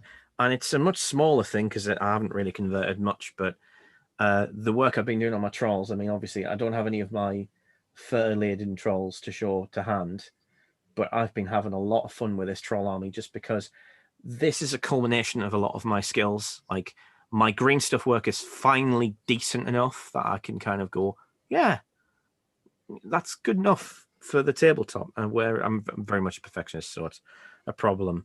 And this is the most effort I've ever put into most effort I've put into painting a single range, and also the most effort I've put into basing, and all of those skills coming together and kind of showing how far I've come in the hobby, and Don't you I think find that's a good thing to do from time to time, is to really push yourself with an additional challenge, because when it works out, it's very, very satisfying. I always find as well that the motivation to paint and to paint well is increased if you've done a lot of work converting that miniature. Yeah. It makes you want to paint it then to finish it off. Although I do love seeing people. I do love seeing conversions before they're painted. Sometimes I love seeing the different coloured plastics and the different bits, and you're like, oh, cool. And I don't know, and you see the bits of plastic card and stuff, and you really can see the work that's gone into it. Part of the reason why I haven't rushed to paint this one, because I'm going to use this in my showcase, and I've got it out specifically for that. And the good thing about it is, because it's got that mix of colours, it shows you where I've got everything from, and does that effect pretty well. So yeah, that's a good point. So yeah, that's all of the questions. Hey! We've done it. Happy New Year, everyone. We finally answered them. So have we got time to do the second bit? Yeah. What, the actual bit? Yeah. Not the bit from 3 shows ago. Yeah. Oh, just an explanation, guys, just in case this is your first video. We did a Q&A about 3 months ago, and it kind of fucked up. So we only got like the first half of it out. So in the subsequent episodes of our show, we've kind of tried to address that and answer the questions that we did answer already, but that you couldn't hear because the sound was terrible. But we've finally done it. And next time we do a Q&A, we'll nail it, and we'll do it all in one take. Yeah. Well, to be fair, it was a backup problem, which we have now fixed, because we have. It's got a computer. The other 3 of us, like basically all 4 of us, record it now. Yeah. So we are covered. We have to we take some covered. serious cataclysmic event, which is probably going to be what happens in 2021, because it's got to top the previous year. But it's got to take something like that to prevent the episode from. So we shouldn't really have that problem again, and I won't have to waste 2 days editing audio for nothing. Not better. Before we start though, what's the weirdest thing you guys have ever found down the back of your sofa? I've got a feeling I know why Dread can't answer this. Mine's not safe for YouTube audiences, to be honest with you. Because mine is this, which I ordered from Green Merchers when I made my order last year. Or whenever it was. I think I told you I was waiting for it, Dread, but this was ages ago. I ordered it, and I've built like the bikers that I bought. They're built and they're waiting to take paint. But I ordered some of the crew to give them a go and see what they were like, and thought I hadn't ordered them. They've down the back of my sofa, and they've been there in like a weird fabricy pocket. Just because I've got like I've got a Lazy Boy recliner couch, so it's kind of like there's like a fabric pocket that traps things that I very rarely check, but I often check down the sides because things fall down it quite often. But they fall down at the bottom and they're easy to see. My boat, I'll get hair stuck in. True story. Phones? Yeah. Sorry, I'll come back to normal camera because I'm throwing you off with this, and It's a bit weird, but yeah. Sorry. Well, I just find just at the moment, down our sofa, it's the Snotlin stuff. So it's shoes from sweets. a Barbie doll or a LOL doll or some other bit from an action figure, or it's just that a combination of bits of toys mixed in with cat hair. That's what is found down my sofa. Nice. Yeah, yeah. Just thought it was kind of weird, curio. So yeah, we thought we'd do a little bit. Seeing it is the new year, right? We figured we would do like what our plans are for the year. Yeah, New Year's resolution.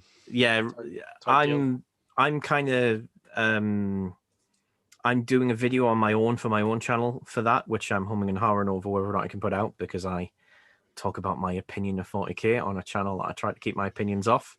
So Are you trying to keep it off that one? You fucking shovel it into this one. Oh yeah, yeah. But that's the point. It's what this channel's for. It's podcast format, isn't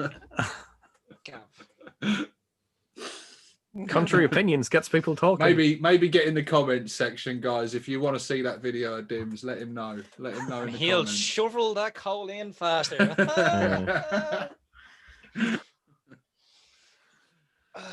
Yeah, New Year's. I don't know. I'm apprehensive going into this New Year. It's a bit weird. You know what I mean? It's like I know myself well enough that when I dedicate myself to something, it just doesn't materialize and happen.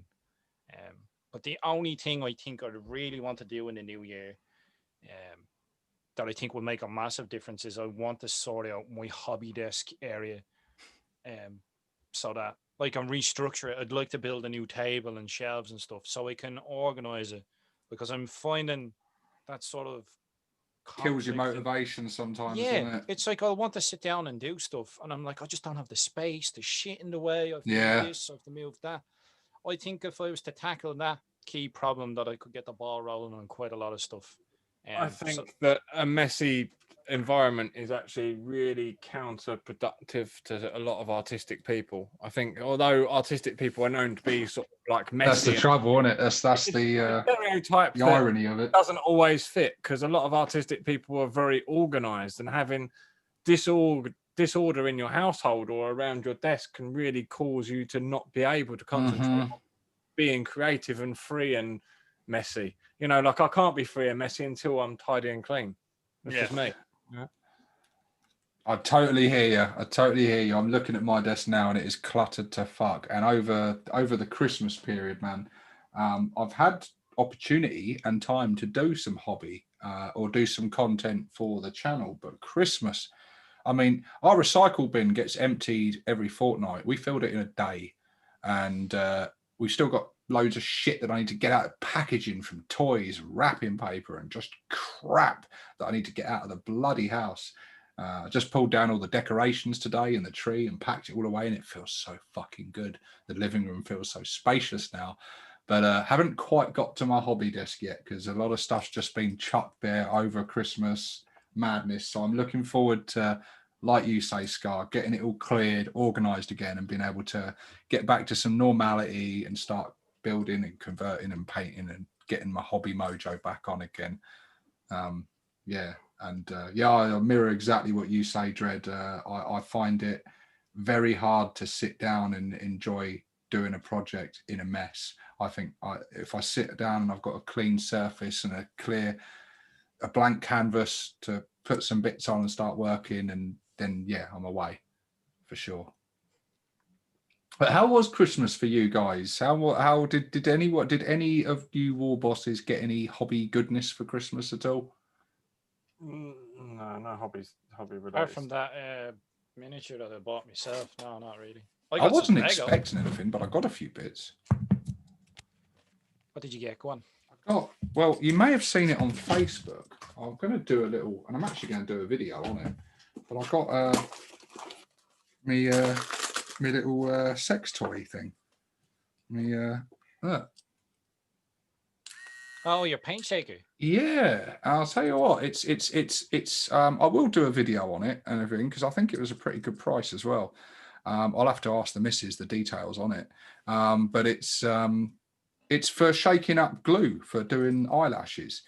And it's for mixing up the glue, but it's got perfect things and everything. And because it's not designed for the hobby, it's cheaper. It's a lot cheaper than something that is designed for the hobby. And it does exactly the same job.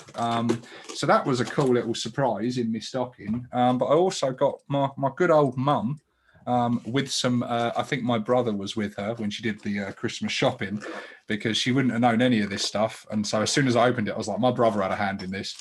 But I got the Army Painter gaming set, which is quite cool. It comes with nice tape measure, laser pointers. Comes with 2 laser pointers as well. I use them for battle. One of them is probably does a parallel line, does it?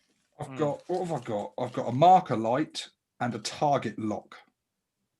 The target lock does a line on the haven't- floor. I've got that. Ah. It is very, very useful for like X-wing players because if you've got like firing arcs and things like that, it's very useful because it gives you like a line on the tabletop. We use them in BattleTech as well to see if there's line of sight. So you go from middle of hex. Very to middle useful of for hex. determining It LOS. comes with some quite nice dice as well, and it's all just comes in this handy little thing where it all packs up together. So I think I will get some use out of this. It'll be quite cool to. I'd like to pick your brain about that at some point because I've been thinking about buying that.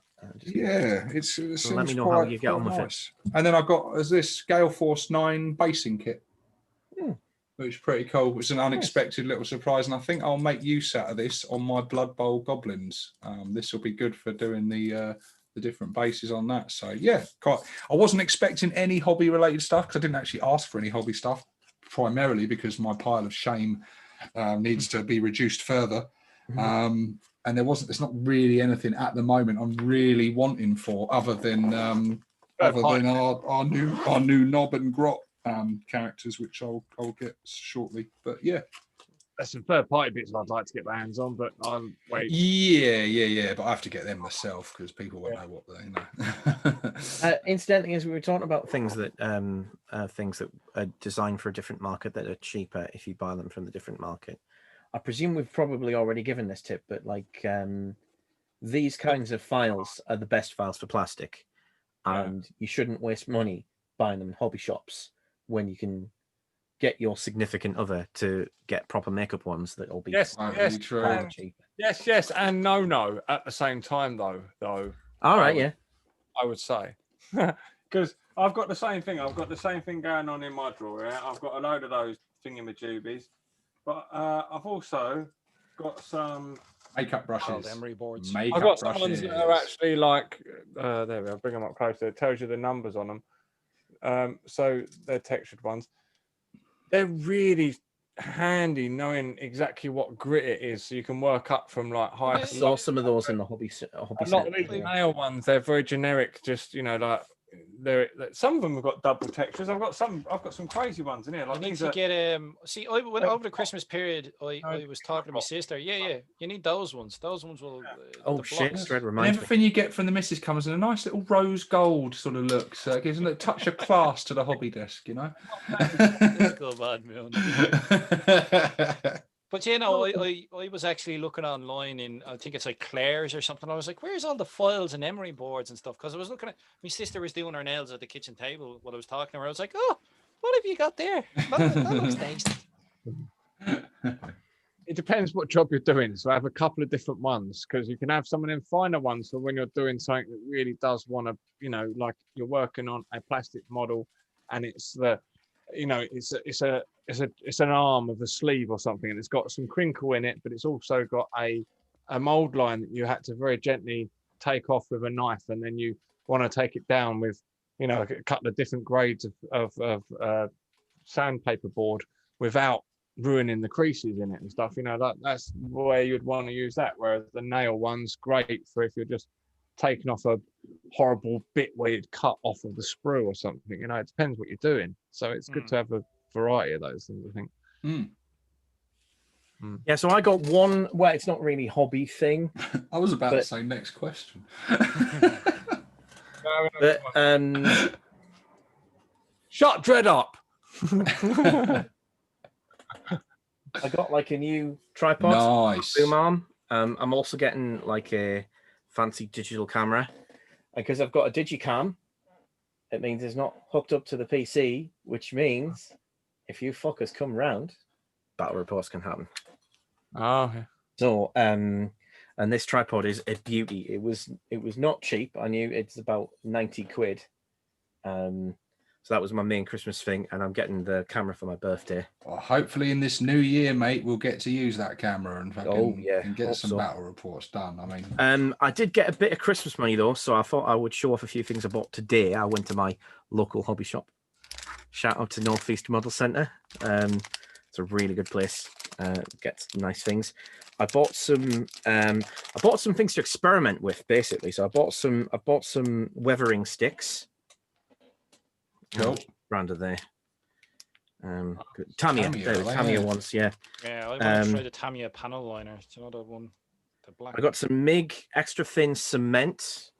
Do you think is that the stuff that you used? Is that roughly what you use for plasticard, Dread? No, it's not. I haven't actually used that one. Be interested to hear what it's like. Yeah, I'm going to give it a go and see what it's like. There's a thin one. But I like some Vallejo brush restorer. I've heard I've got try that. And I've already got this brush cleaner stuff. The Masters. Yeah. Which I think everybody's seen that by now. It's real. Yeah, that's the stuff.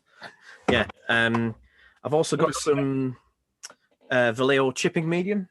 Give that a go. Someone's been watching Uncle Night Shift.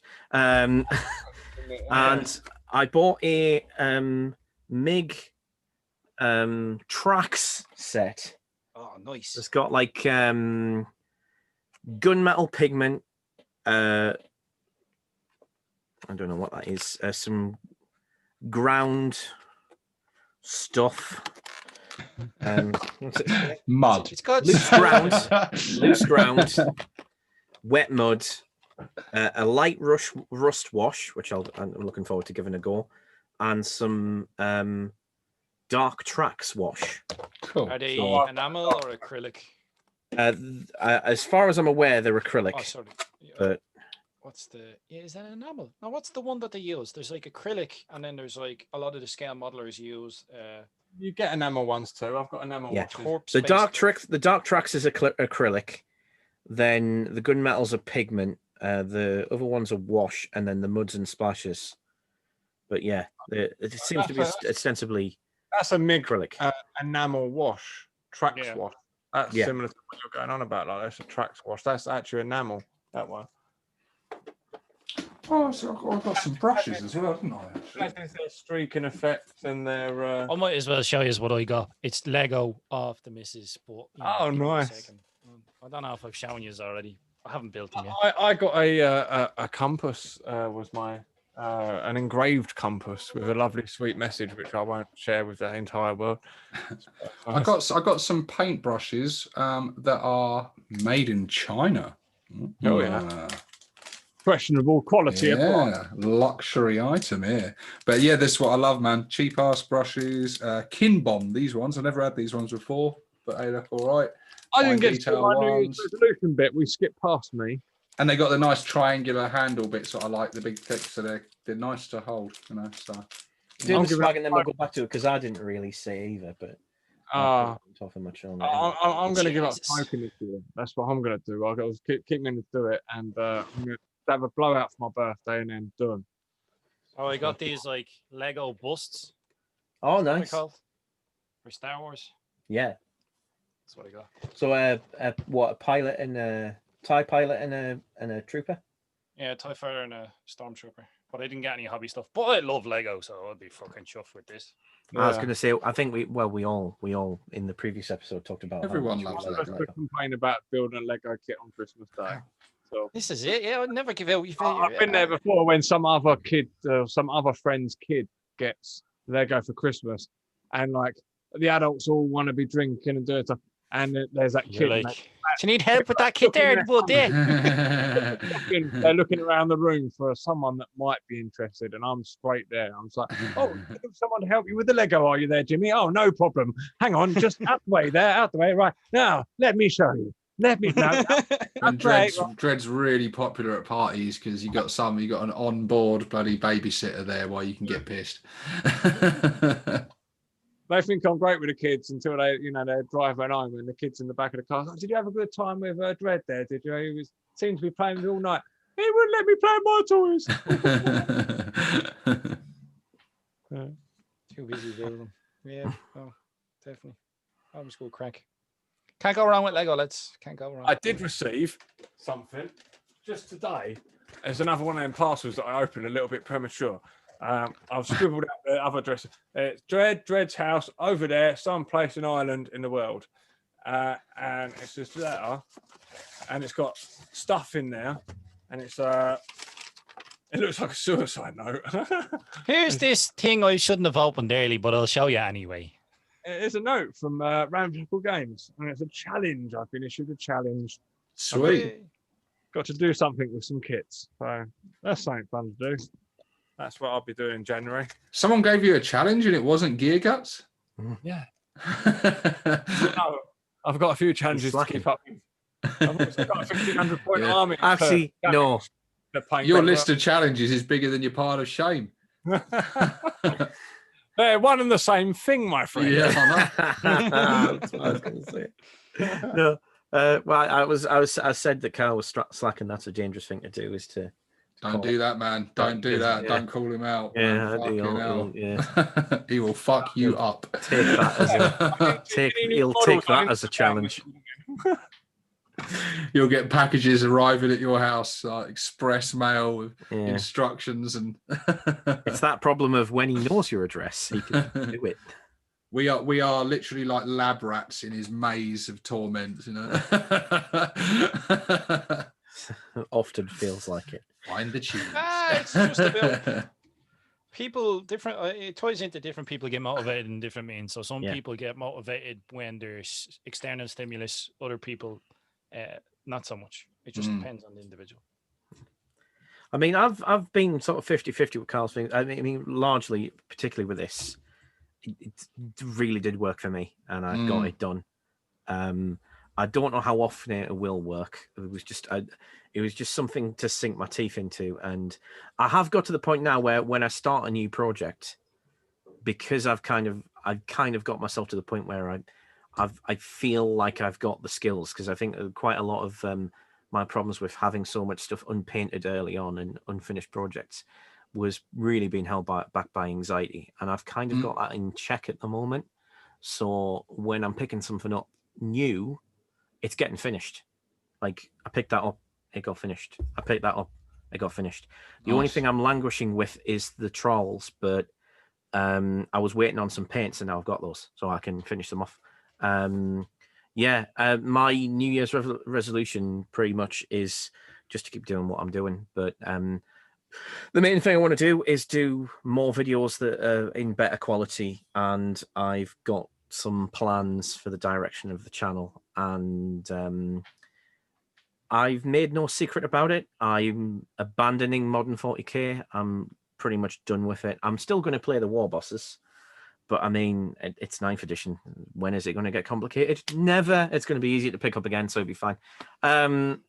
So I'm going to indulge myself with early editions, so I can do hobby projects that are never ever going to get interrupted by Games Workshop, because they can't take my old books off me. So that's what I'm going to do. Could. And they could try. They could try. Send Matt over, and I'll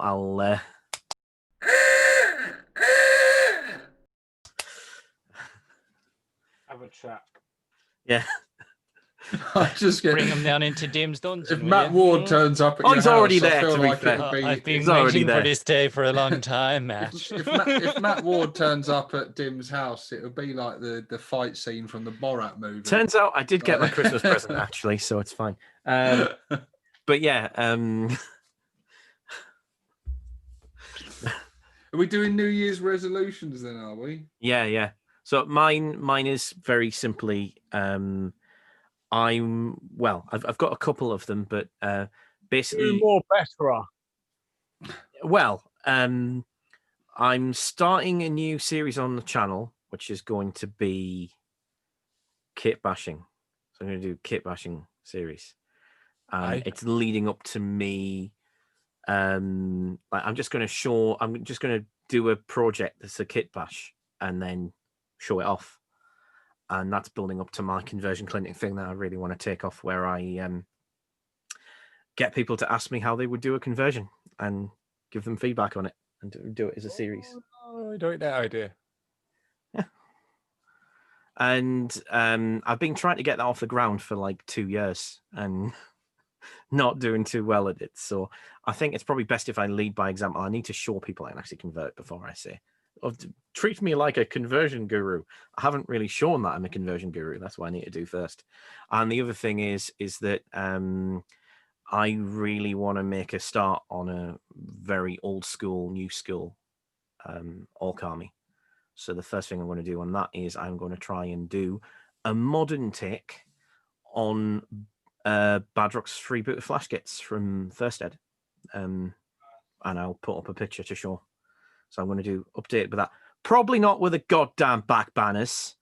Just no. But Badrock's leading the way. I'm going to use the proper Badrock model because I don't really need to do too much to it. So I'll probably just take a note off Badrock's note and just do glyphs, which will be pretty easy to do because I think all of the names of all the characters, I think most of them are within the Ork glyphs that exist anyway. So that's a doable thing. So yeah, it's my plan. I think I already said I just want to organise my space, really, just so I can get shit done. Steve-O? I don't really do New Year's resolutions. But yeah, I don't do New Year's resolutions. Do a New Year's resolution that next year you'll do one. Yeah, there is that. I've done. Well, I did the year. Well, actually, I say that, but me and Scar obviously did it on the Bald Knobs, didn't we? We did our New Year's resolutions, and yeah, I achieved it. I did it. So I should really do another one because then I might achieve it again. 2K. But I won't. Do you 2K? Yeah, that should be easy to go because I'm already I'm part way. You've done the hard bit, so now you can part way enjoy it. there. He's coming along. Drop So mine. it's him. Drop mine. It's Knock him them that off. he takes me to the 2K once he's done. So that's my immediate next project.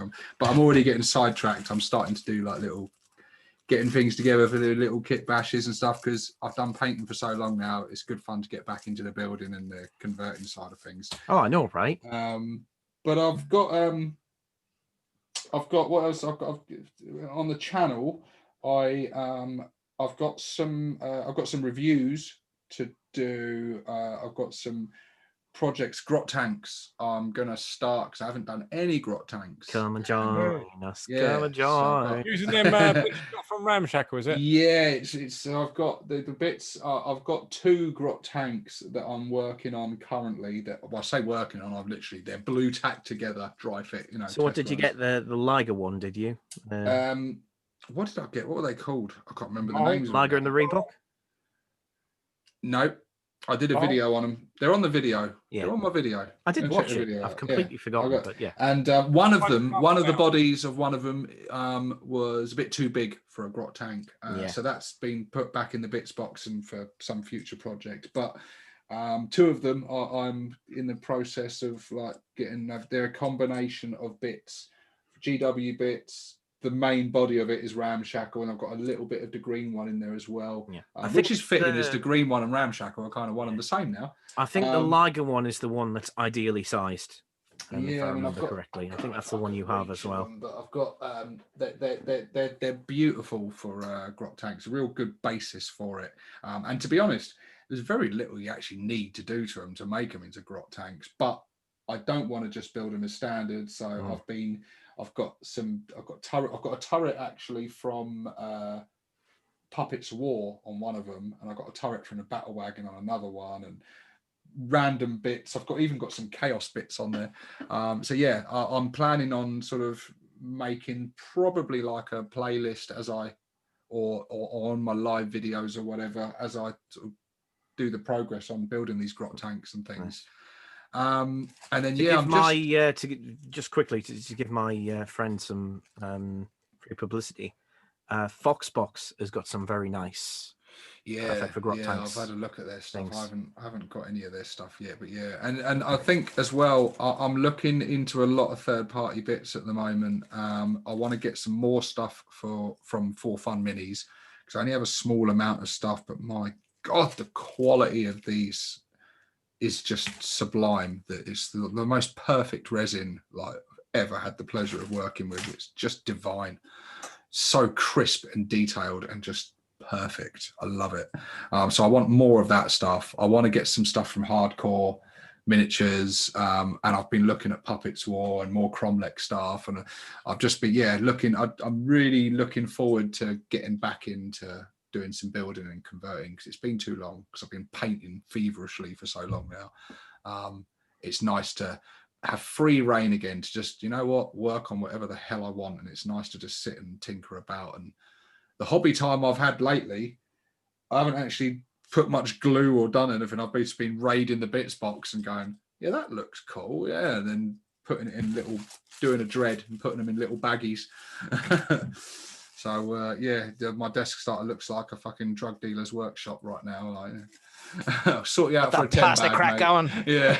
Got the good stuff. But yeah, so my big New Year's resolution, though, I suppose, would be that hopefully we get through this COVID crap and us guys get together and get some bat reps done. And not just with you guys either. I'm keen to play Nick again. I've had some invites from Winter's CEO put a shout out to me a while back, last year at the time of you watching this.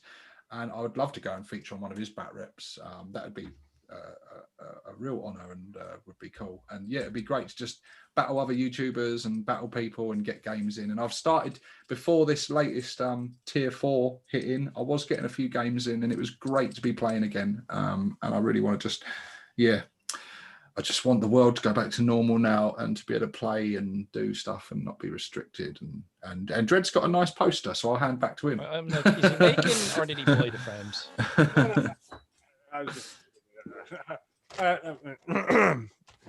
No, I've got these frames. I've got 2 of them. I actually got one for that one and one for the Saga the Beastie picture too, which needs trimming slightly to fit in.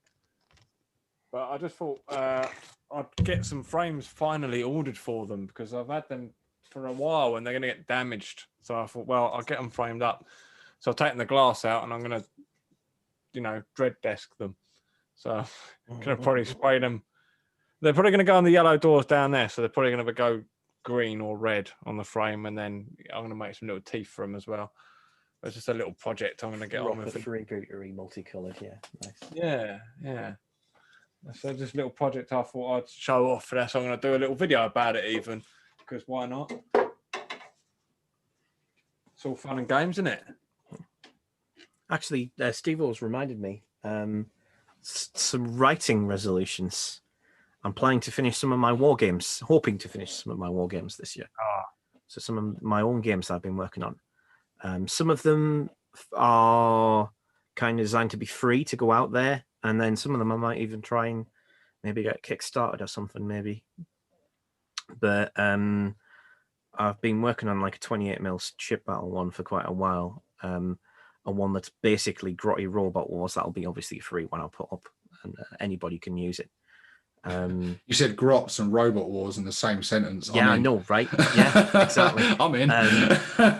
So that's the idea. Grot bots, it's just called grot bots, and it's just like small and grot tanks even. But I've been working on that for quite a while. The previous version I played, some people liked it, a lot of people didn't, because it was very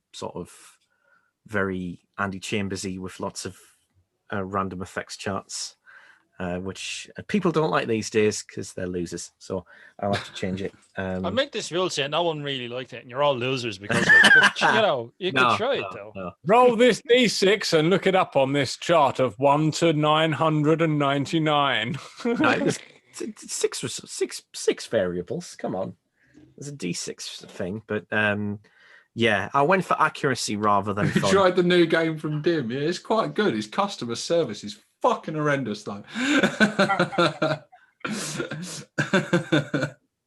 Customer feedback. You're just a fucking loser. Customer service doesn't mean you make good games.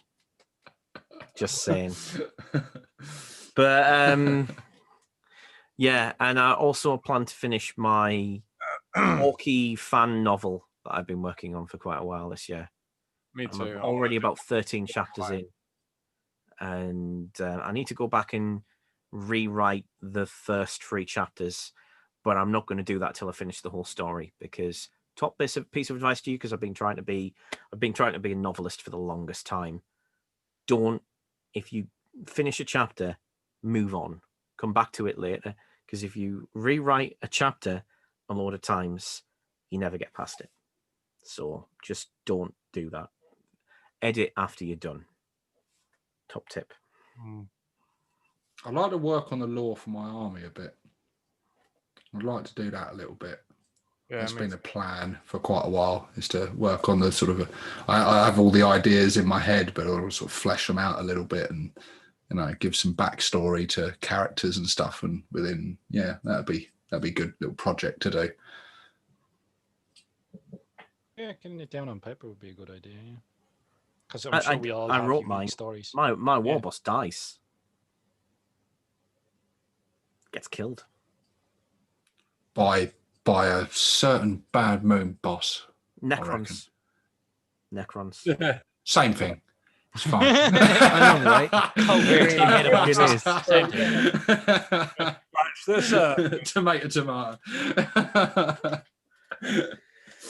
But it's in terms of well, I know our games. Right? I know our games when we get doing our games. I feel like so people when you the viewers, I don't know what you're going to expecting when we do our battle reports. They will be competitive to a sense, but you're not going to be seeing any of the four of us, I think, coming at you with meta lists and ultra sort of tweaked and polished lists. I think you're going to see quite thematic games, and hopefully we can sort of, as we get into it, kind of work in a bit of a narrative and stuff with these games. It would be really fun to sort of to do that, and maybe who knows what the future holds when we got our painted armies and stuff, and we can do like campaigns and games with a bit of a story twist, and it would be. I might get more tactical when I actually learn to play and get into it a little bit more. Like they've changed the edition twice since I last learned how to play. So like, yeah. We'll get there. We get there. I will be competitive in as much as I'm just going to be like bullying the hell out of you lot. Definitely. You're going to be picking on the actual bullying because I've got the mech guns. Oh yeah. Oh no, you killed another Ork boy. And then I'm going to trounce you, and it's going to be so glorious and funny. Oh. See, this is why in AOS damage carries over to other units from ranged attacks. She can kill mobs with the same guns.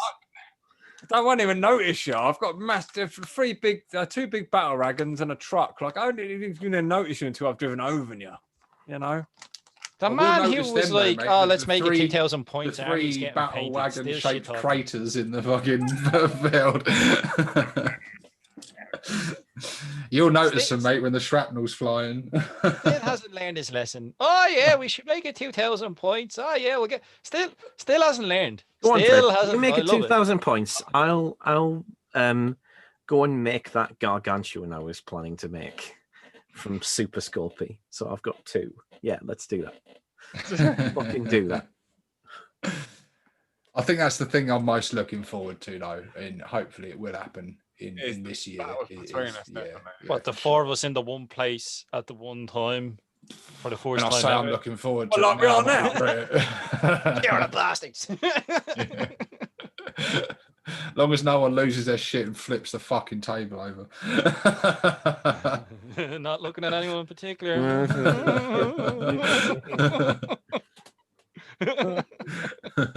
And nobody in particular is looking sheepish right now. You haven't actually done that, have you? Oh, I've never flipped a table. Thank fuck for that. But I have got angry at games before. But it's normally in games against that guy, which I'm not going to have to worry about. Except maybe with fucking Dread is coming. He means Matt Ward. He's got an actual personal rivalry with this guy. They used to live down the street from each other. Rivalry. I can actually write. You went to rivalry. Right, you Gitz. I think we've run it over the 2-hour mark. It's probably time to wrap this bad boy up. As much fun as we've been having. Having too much fun. Having too much fun.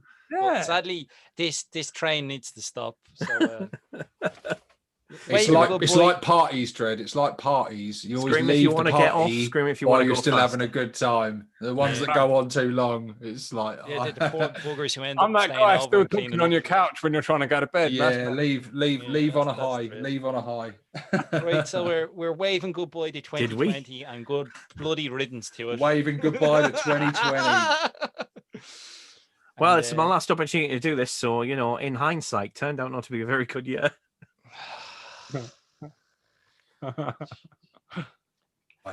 Now we've ended on a high note. right, okay, so it's don't forget to drill your barrels from Skarnir. Learn from my mistakes. I'm not kidding. Enough said from Dread.